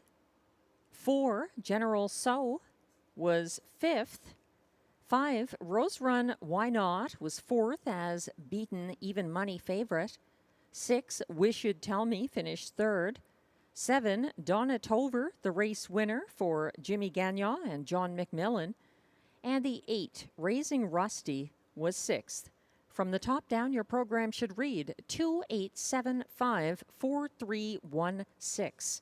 The fractions were 28 flat to the opening quarter, 57 and 2 at the half, 126 and 4 at 3/4, 157 and 1, the winning mile for Donna Tover. Turning the page to race 10. There's exactor, triactor, superfecta, and late daily double wagering on this 11 race card. There were no changes in either of the last 2 races.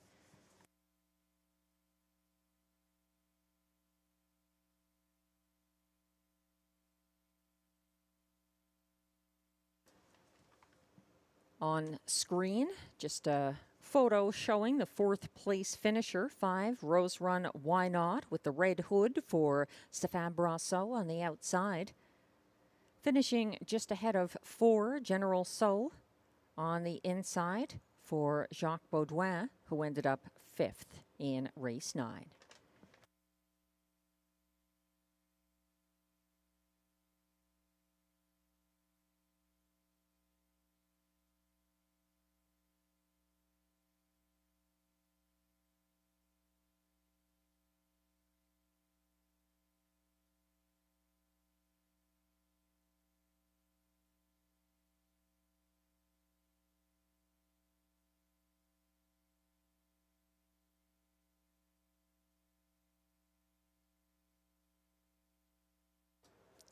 In upcoming race 10, the favorite at the moment from post 2, What's in the Esky for driver Stéphane Pouliot.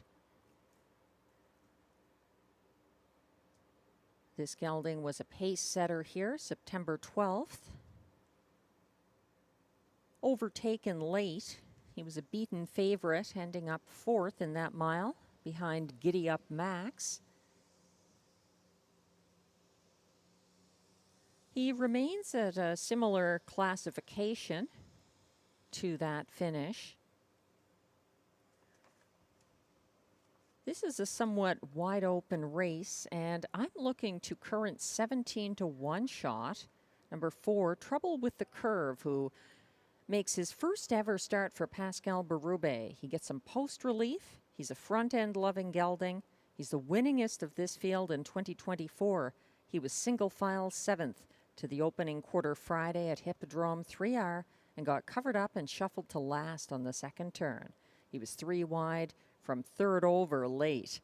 It was a tiring trip, so we're going to give him a try here. He's 18 to 1 from post 4. Trouble with the Curve for Marc Bélanger and Pascal Berube.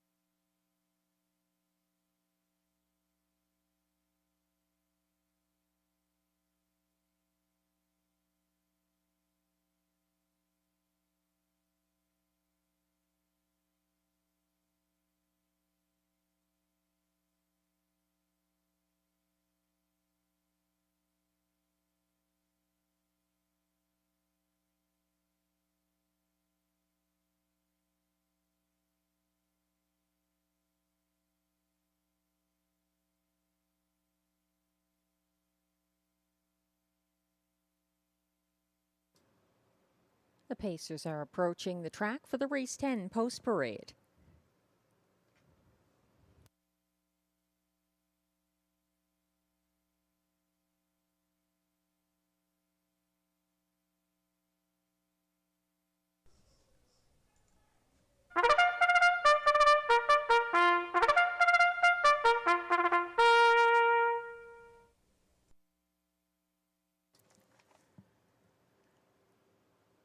And the post parade is coming on track for race 10. These pacers are non-winners of $400 per start in their last 10 starts, with non-winners of a race in their last 10 or this year allowed $50.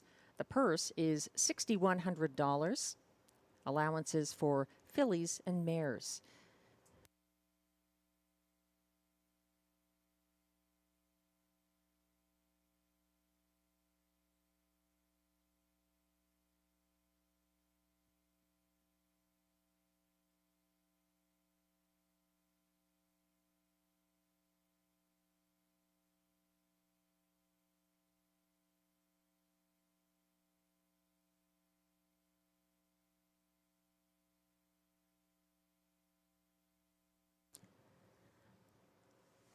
Stepping onto the track, it's the one Flying Art for owner Keith Castle, trainer Macy Castle-Smythe, and driver Jimmy Gagnon.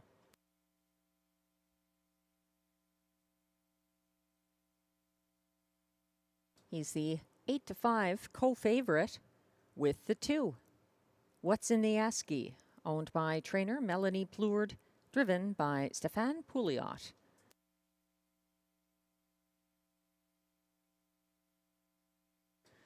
Three is Candid Cameron, owned by Clark Stacey with trainer Kara Stacey, driven by Kyle Forgy.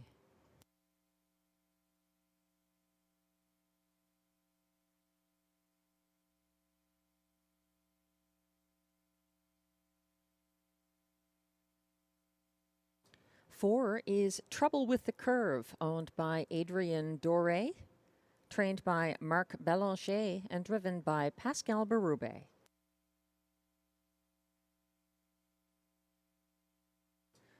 Five is He's Stalking You, owned by Alexia Frigo, trained by Kelly Duval-Lacaille, and driven by Sylvain Lacaille.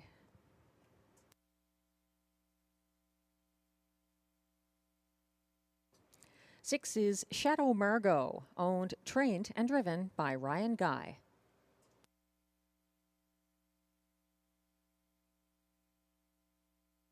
Seven is Vines to Heaven, owned by Rachel Burns, trained by Mike Armstrong, driven by Guy Gagnon.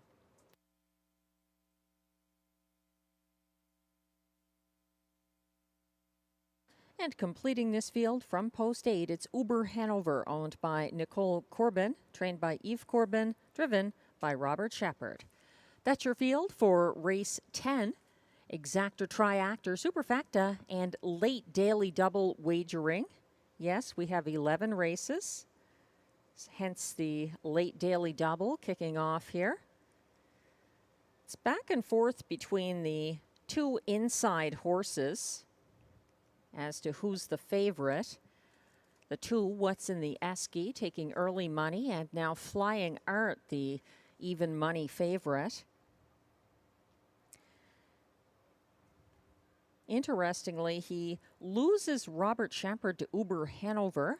Jimmy Gagnon getting the catch drive on this beaten 6-5 favorite who set the pocket behind Red Cape Party September 5th at Rideau Carleton.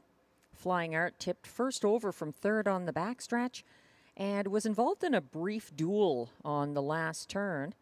He was the best of the rest behind going away winner 88 Fingers Louis, who repeated tonight. 4-5 at the moment, Flying Art, as Jimmy Gagnon looks to go back-to-back here after pulling that upset with Donna Tover in race 9.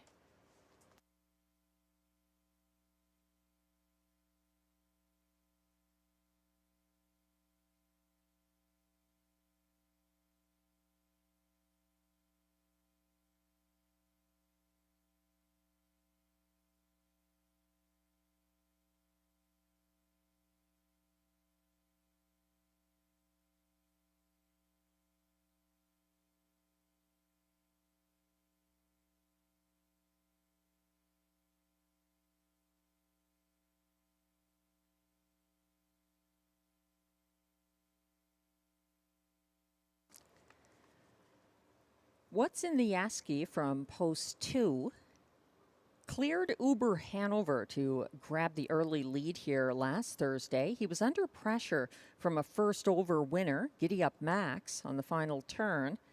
What's in the Esky faded badly in the stretch. He was the beaten 3-5 favorite.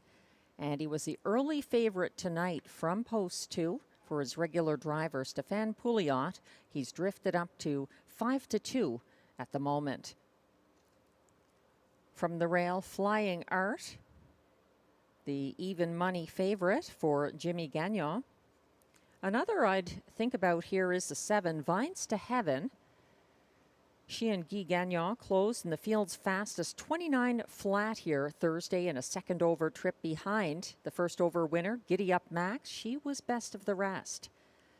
Glenn Pearson is agreeing with current consensus that the 1, Flying Art, looks like the winner in race 10. For second, he's using the 2, What's in the Esky, followed by the 8, Uber Hanover, the choice of Robert Shepard, and then 7, Vines to Heaven for fourth.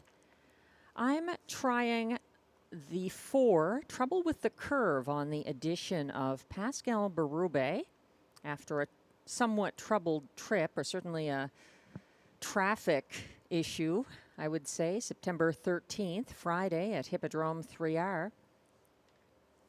He's 8-1 at the moment. I'm also using the 2, What's in the Esky, in the place spot, and 1, Flying Art A for show ahead of 7, Vines to Heaven, who looked good coming on the track. The starter has called the field for race 10. If you plan to play the late double, this is your final chance.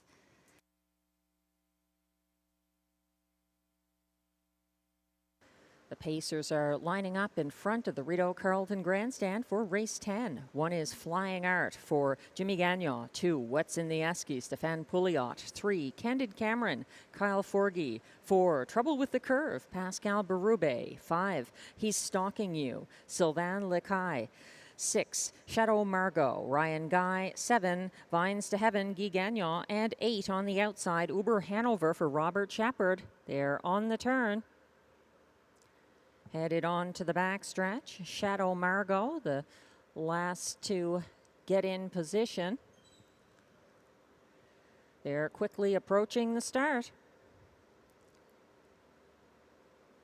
They're off and pacing and leaving aggressively. That's Trouble with the Curve for Pascal Berube, out to challenge Flying Art in an early battle. Actually, that's What's in the Esky, I stand corrected, who opens up by 3 over next closest, Flying Art. Then settling into third, Vines to Heaven in the early going. Further back in fourth, that's Candid Cameron as they circle to the opening quarter, 28 and 1. What's in the Esky, leading by a good 4 lengths right now in front of the tote board, with Flying Art next closest, and then in third it's Vines to Heaven. Fourth is Candid Cameron. Fifth is He's Stalking You, who tips second over to follow the first over, Candid Cameron, and they are now circling on that second turn out front and leading by a good 5 lengths now. What's in the Esky, widening that margin, 57 and 3. He's all alone at the moment. Pursuing him now, that is Candid Cameron, who has pocketed up as a first over bid now is underway by He's Stalking You out there in first over third. They're approaching 3/4. It's quite a gap back to fourth. Vines to Heaven is gaining ground ahead of a tiring Flying Art, who drops back. 3/4 reached in 1:26 flat after a miscue. Trouble with the Curve is out of it, and now leading down the stretch, it's What's in the Esky being pressed by He's Stalking You. He's Stalking You, sticking his head in front. It's between these two to the wire. He's Stalking You gets it ahead of What's in the Esky and Candid Cameron, 155 and 3.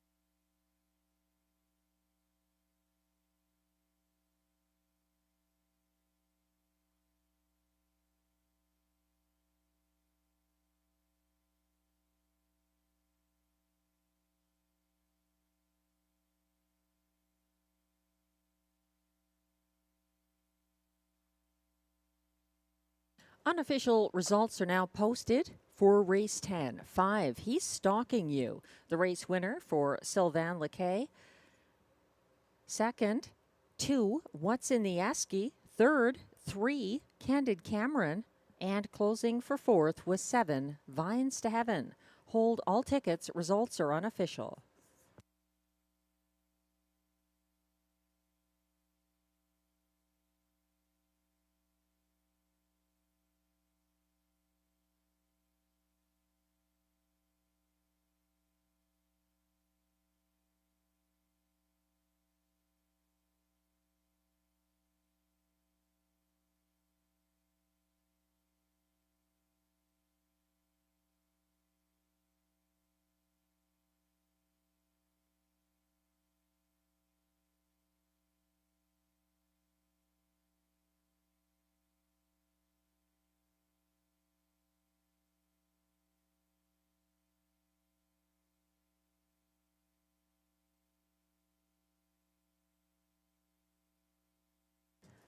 Now coming back to the Rideau Carleton winner's circle, unofficial race 10 winner, number 5, He's Stalking You, a 5-year-old brown gelding by He's Watching out of Sydney Sealster, owned by Alexia Frigo of Quebec City, Quebec.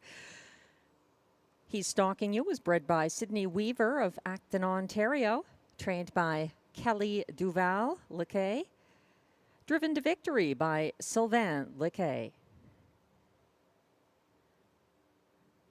155-3 is a seasonal best in the third win this year for He's Stalking You. Congratulations.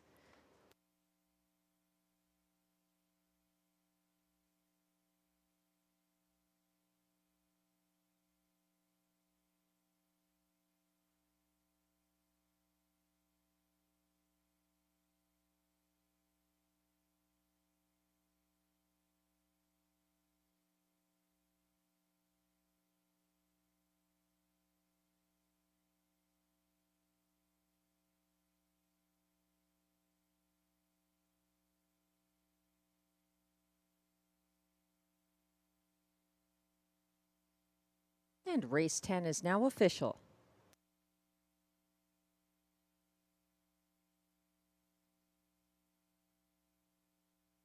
Five, He's Stalking You pays $14.50 to win. The $2 exactor, 5-2, pays $39.30.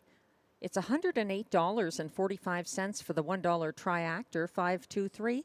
And the $1 superfecta pays $743.15 for the 5-2-3-7 $1 ticket.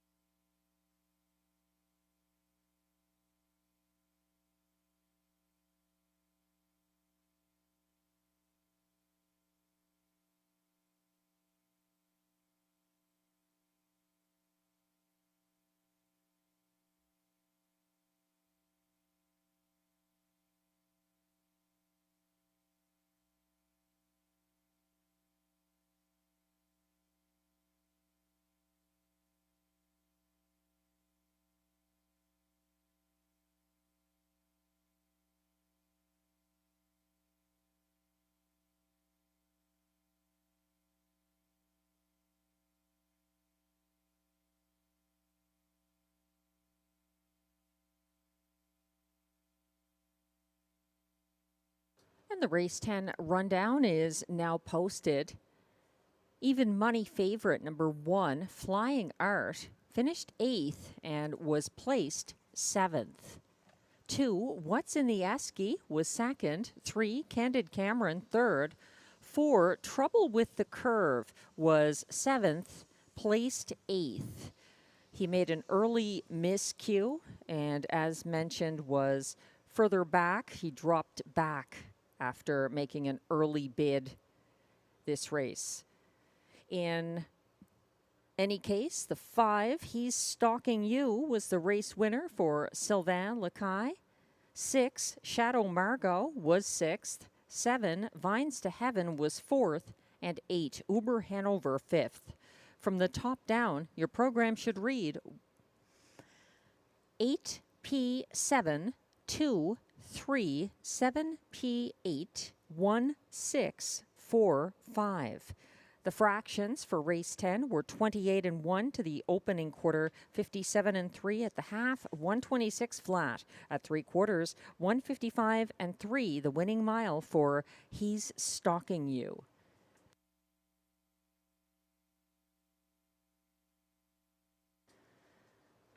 On screen, just the battle for 4th, going to the 7, Vines to Heaven on the inside for Guy Gagnon. Ahead, literally, of the 8, Uber Hanover on the outside, who ended up 5th for Robert Shepard in race 10.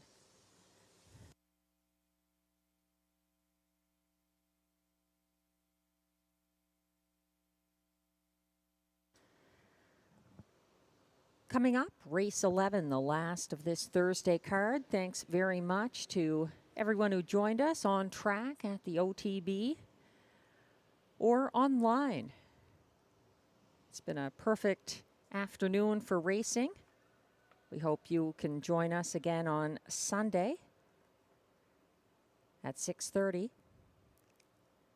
In the meantime, looking at race 11, we have exactor triactor and super high 5 wagering. It's the final leg of the late double. And the current favorite from post 5 is Beauty is Blind, looking to go back-to-back from the same post for Pascal Berube and Marc-Andre Simoneau. She has 7 wins this season, 3 of them recently at Rideau Carleton. Or the most recent, I should say, at Rideau Carleton. She does have 3 wins recently, with a couple of them August 30th and September 1st on the front end for Berube at Hippodrome 3R. Even money from post 5, Beauty is Blind. Others getting attention here, the 2, Beach Journey, always a contender, 5 seasonal wins for trainer-driver Guy Gagnon. She's 3-1 right now. After that, the 6, Butterfly Kisses, my top choice, 4-1 at the moment. She's coming back from Hippodrome 3R, and a lot of things are going her way, making her my best bet of the card. And I love the price. 9-2 at the moment on 6, Butterfly Kisses. Back on Lasix tonight as well.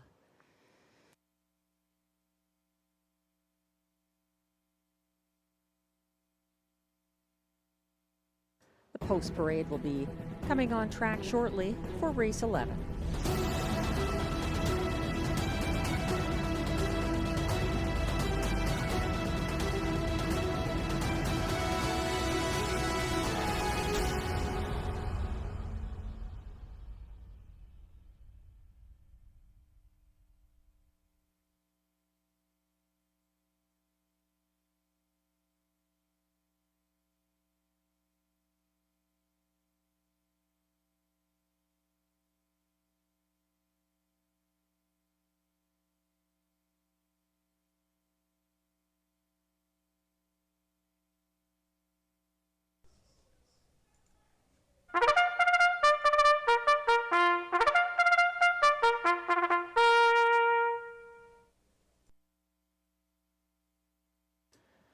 And the post parade is coming on track for race 11. These pacers are fillies and mares, $8,500 claimers through $10,500 claimers. Also eligible non-winners of $2,000 in their last 5 starts who draw in with the $10,500 claimers. The purse is $6,200.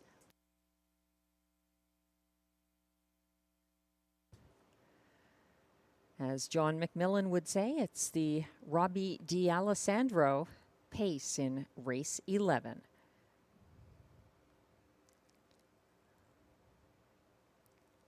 One is On the Road to Texas, owned by Jamie Copley with Kimberly Eaton and Wayne Hutt. Mandy Archer trains, Ryan Guy drives.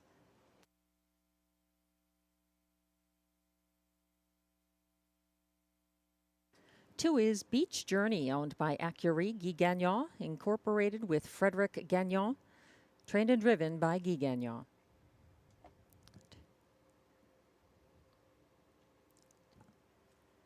Three is Woodmere Macarena, owned by Claude Prou, trained by Denis Monguy, driven by Marie-Claude Auger.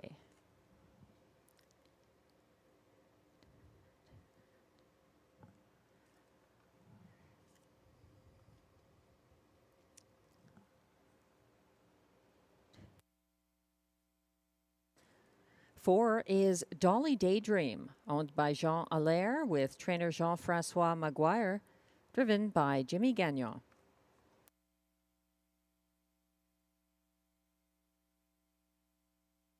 Five is Beauty is Blind, owned by Desjardins Noro Stable with trainer Marc-André Simeneau and Jean Fontaine, driven by Pascal Berube.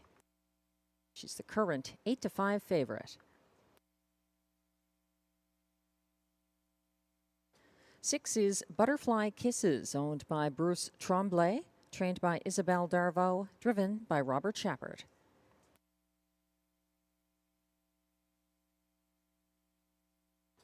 7 is Going Yard, owned by a numbered Quebec corporation with Sylvain Bilodeau, trained and driven by Stéphane Pouliot.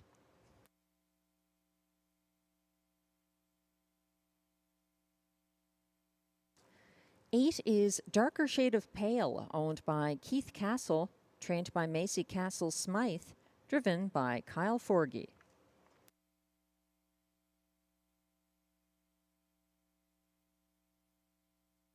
Completing the field from second tier, post 9, it's Why Not Hoss, owned by trainer Robert Bernicki, driven by Stéphane Brosseau. That's the field for race 11. There were no changes in this second leg of the late double, our last race of this Thursday card. Exactor, Triactor, and Super High 5 wagering.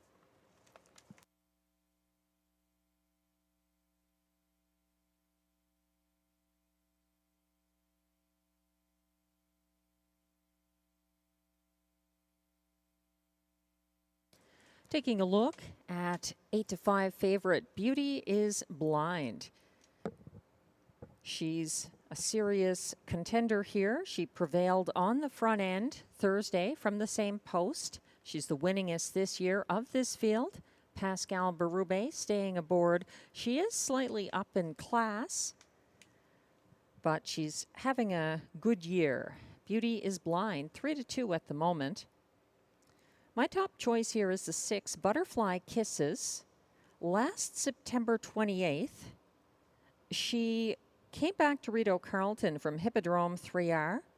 Robert Shepard again picked up the catch drive, and Butterfly Kisses reeled off 5 wins in 8 starts at Rideau Carleton for Shepard last fall. She had 2 losses in that time span, both when the track was sloppy. She has 3 off-the-pace wins at Mohawk early this season. She's my top choice, currently 3-1, the 6, Butterfly Kisses. Glenn Pearson is using Butterfly Kisses in second in his ticket. He's going to the reliable number 2, Beach Journey, for Guy Gagnon, also 3-1 right now. She finished second to Beauty is Blind in their most recent matchup September 12th at Rideau Carleton. He's counting on some revenge. Beach Journey for Glenn over Butterfly Kisses, and then Beauty is Blind, the favorite at 7-5 odds right now in the show spot, which is also where I'm putting her. Glenn is using the 7 Going Yard on the class drop for his 4th place horse in this Super High 5, and completing his ticket with the 9 Why Not Hoss. Why Not Hoss has impressed me lately. She nearly won on August 25th from the second tier. Guy Gagnon was driving her that race. She's got Stéphane Brasseau here, though, and while she has just one win this season, she's 11-1 at the moment, and clearly the second tier does not hurt. Why Not Hoss is my second choice. I am using Beauty is Blind third, ahead of On the Road to Texas, who is overdue, I would say, for a Rideau win for the ownership group of Jamie Copley, Kimberly Eaton, and Wayne Hutt, and trainer Mandy Archer. Ryan Guy picking up that catch drive. And I'm using Beach Journey, but I've put her 5th, just showing how competitive this 9-mare field is. Very hard to leave many of them out of the ticket. But at some point, you've got to make a decision.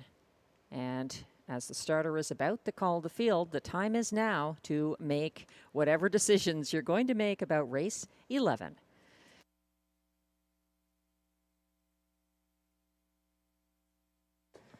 The starter has called the field for race 11. Last chance to get involved.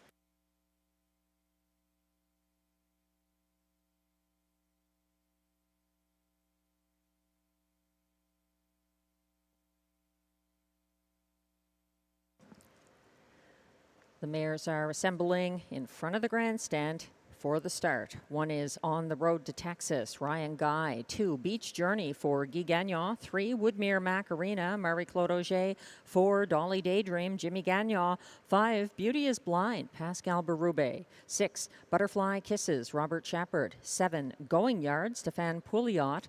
8, Darker Shade of Pale, and Kyle Forgy on the outside. And from the trailing post 9, it's Why Not Hoss for Stéphane Brasseau.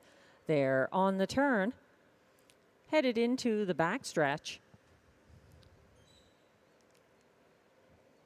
Darker Shade of Pale and Going Yard a few lengths behind as they're off and pacing, and 3 of them leaving aggressively. Beach Journey wants command to her inside. On the Road to Texas is fighting back, and 3 high, that's Beauty is Blind for Pascal Berube, opting to backpedal to sit single file third as Beach Journey journeys to the front ahead of On the Road to Texas en route to the opening quarter, and she leads after that 27 flat first panel as they come down the stretch the first time. Beach Journey where she likes to be on the front end, keeping ahead of next best On the Road to Texas. Third on the inside, Beauty is Blind, looking to go. First over from 4th now, that's Why Not Hoss. Second over from 5th, Dolly Daydream is out and moving, caught in and nowhere to go at the moment for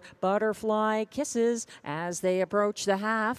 57-4, a 30-4 second panel breather for the well-rated Beach Journey. Up to her outside now and pressing the pace from first over second is Why Not Hoss. Third on the inside, On the Road to Texas. Second over from 4th is Dolly Daydream, and further back on the inside with no racing room at the moment, Beauty is Blind sits 5th. Third over from 6th is Woodmere Macarena. Further back, 4th over and 3rd from last, Butterfly Kisses needs to get in gear, and the last 2 are Going Yard and Darker Shade of Pale, who trails. They went by 3/4 in 1:25.3. Beach Journey confronted down the stretch. Dolly Daydream, Beach Journey fighting back. Beach Journey going to get a winning journey for Guy Gagnon ahead of Dolly Daydream. Up for show was Beauty is Blind in 1:55.2.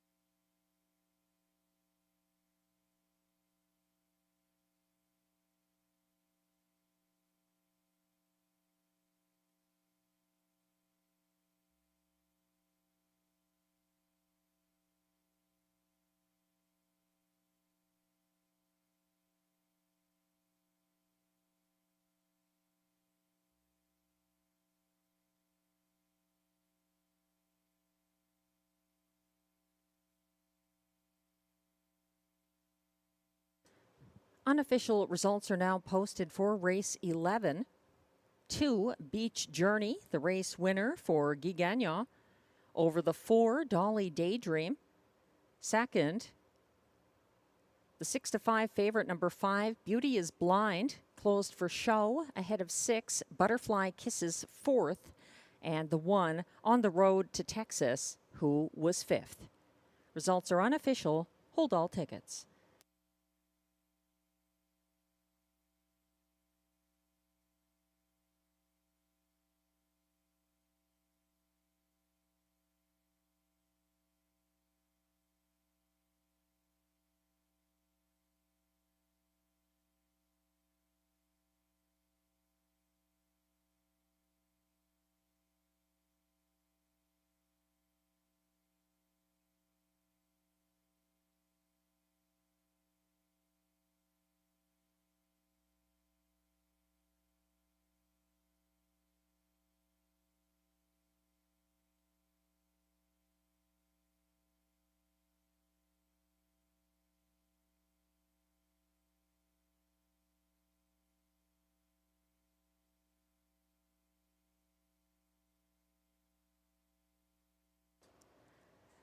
Now coming back to the Rideau Carleton Winner's Circle, unofficial race 11 winner, number 2, Beach Journey, an 8-year-old bay mare by Net 10 EOM out of Diva du Jour, owned by Écurie Guy Gagnon Incorporated with Frédéric Gagnon of Gatineau, Quebec, bred by Nathan Ecker of Spencerville, Indiana, trained and driven to victory by Guy Gagnon in 155 and 2. That's the 6th win this year for Beach Journey.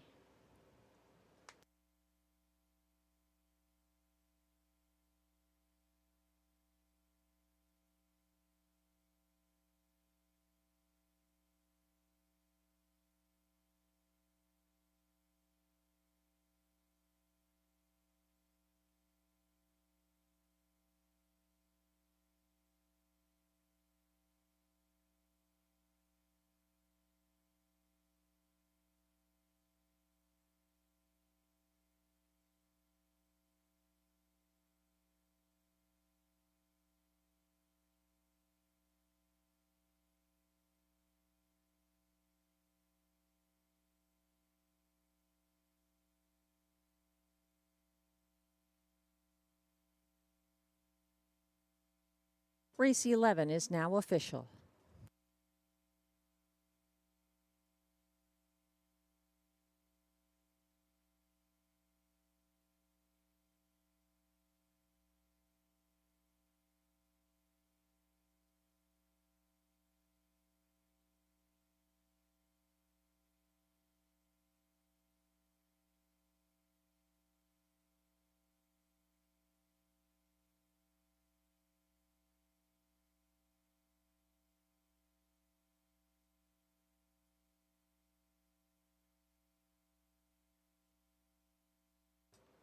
Prices are posted for race 11.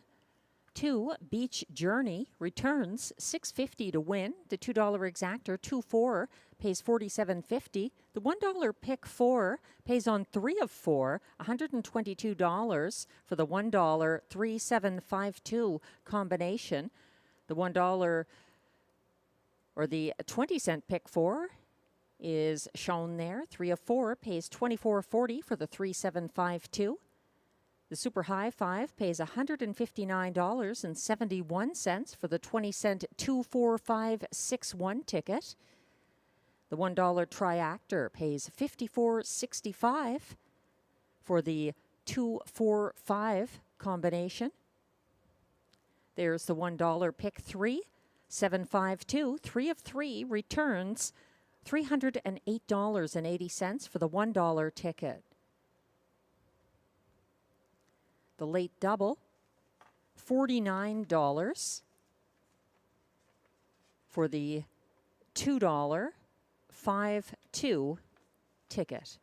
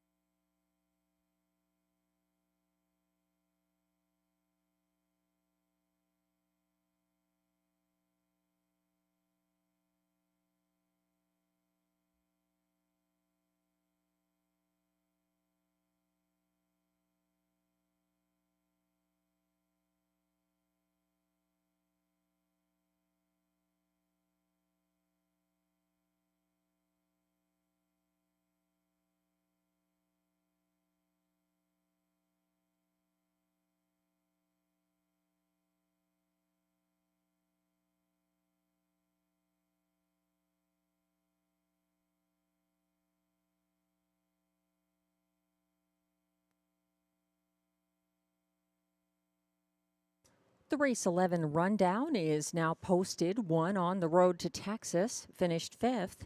2, Beach Journey, the race winner for Guy Gagnon. 3, Woodmere Macarena, 6th. 4, Dolly Daydream, 2nd.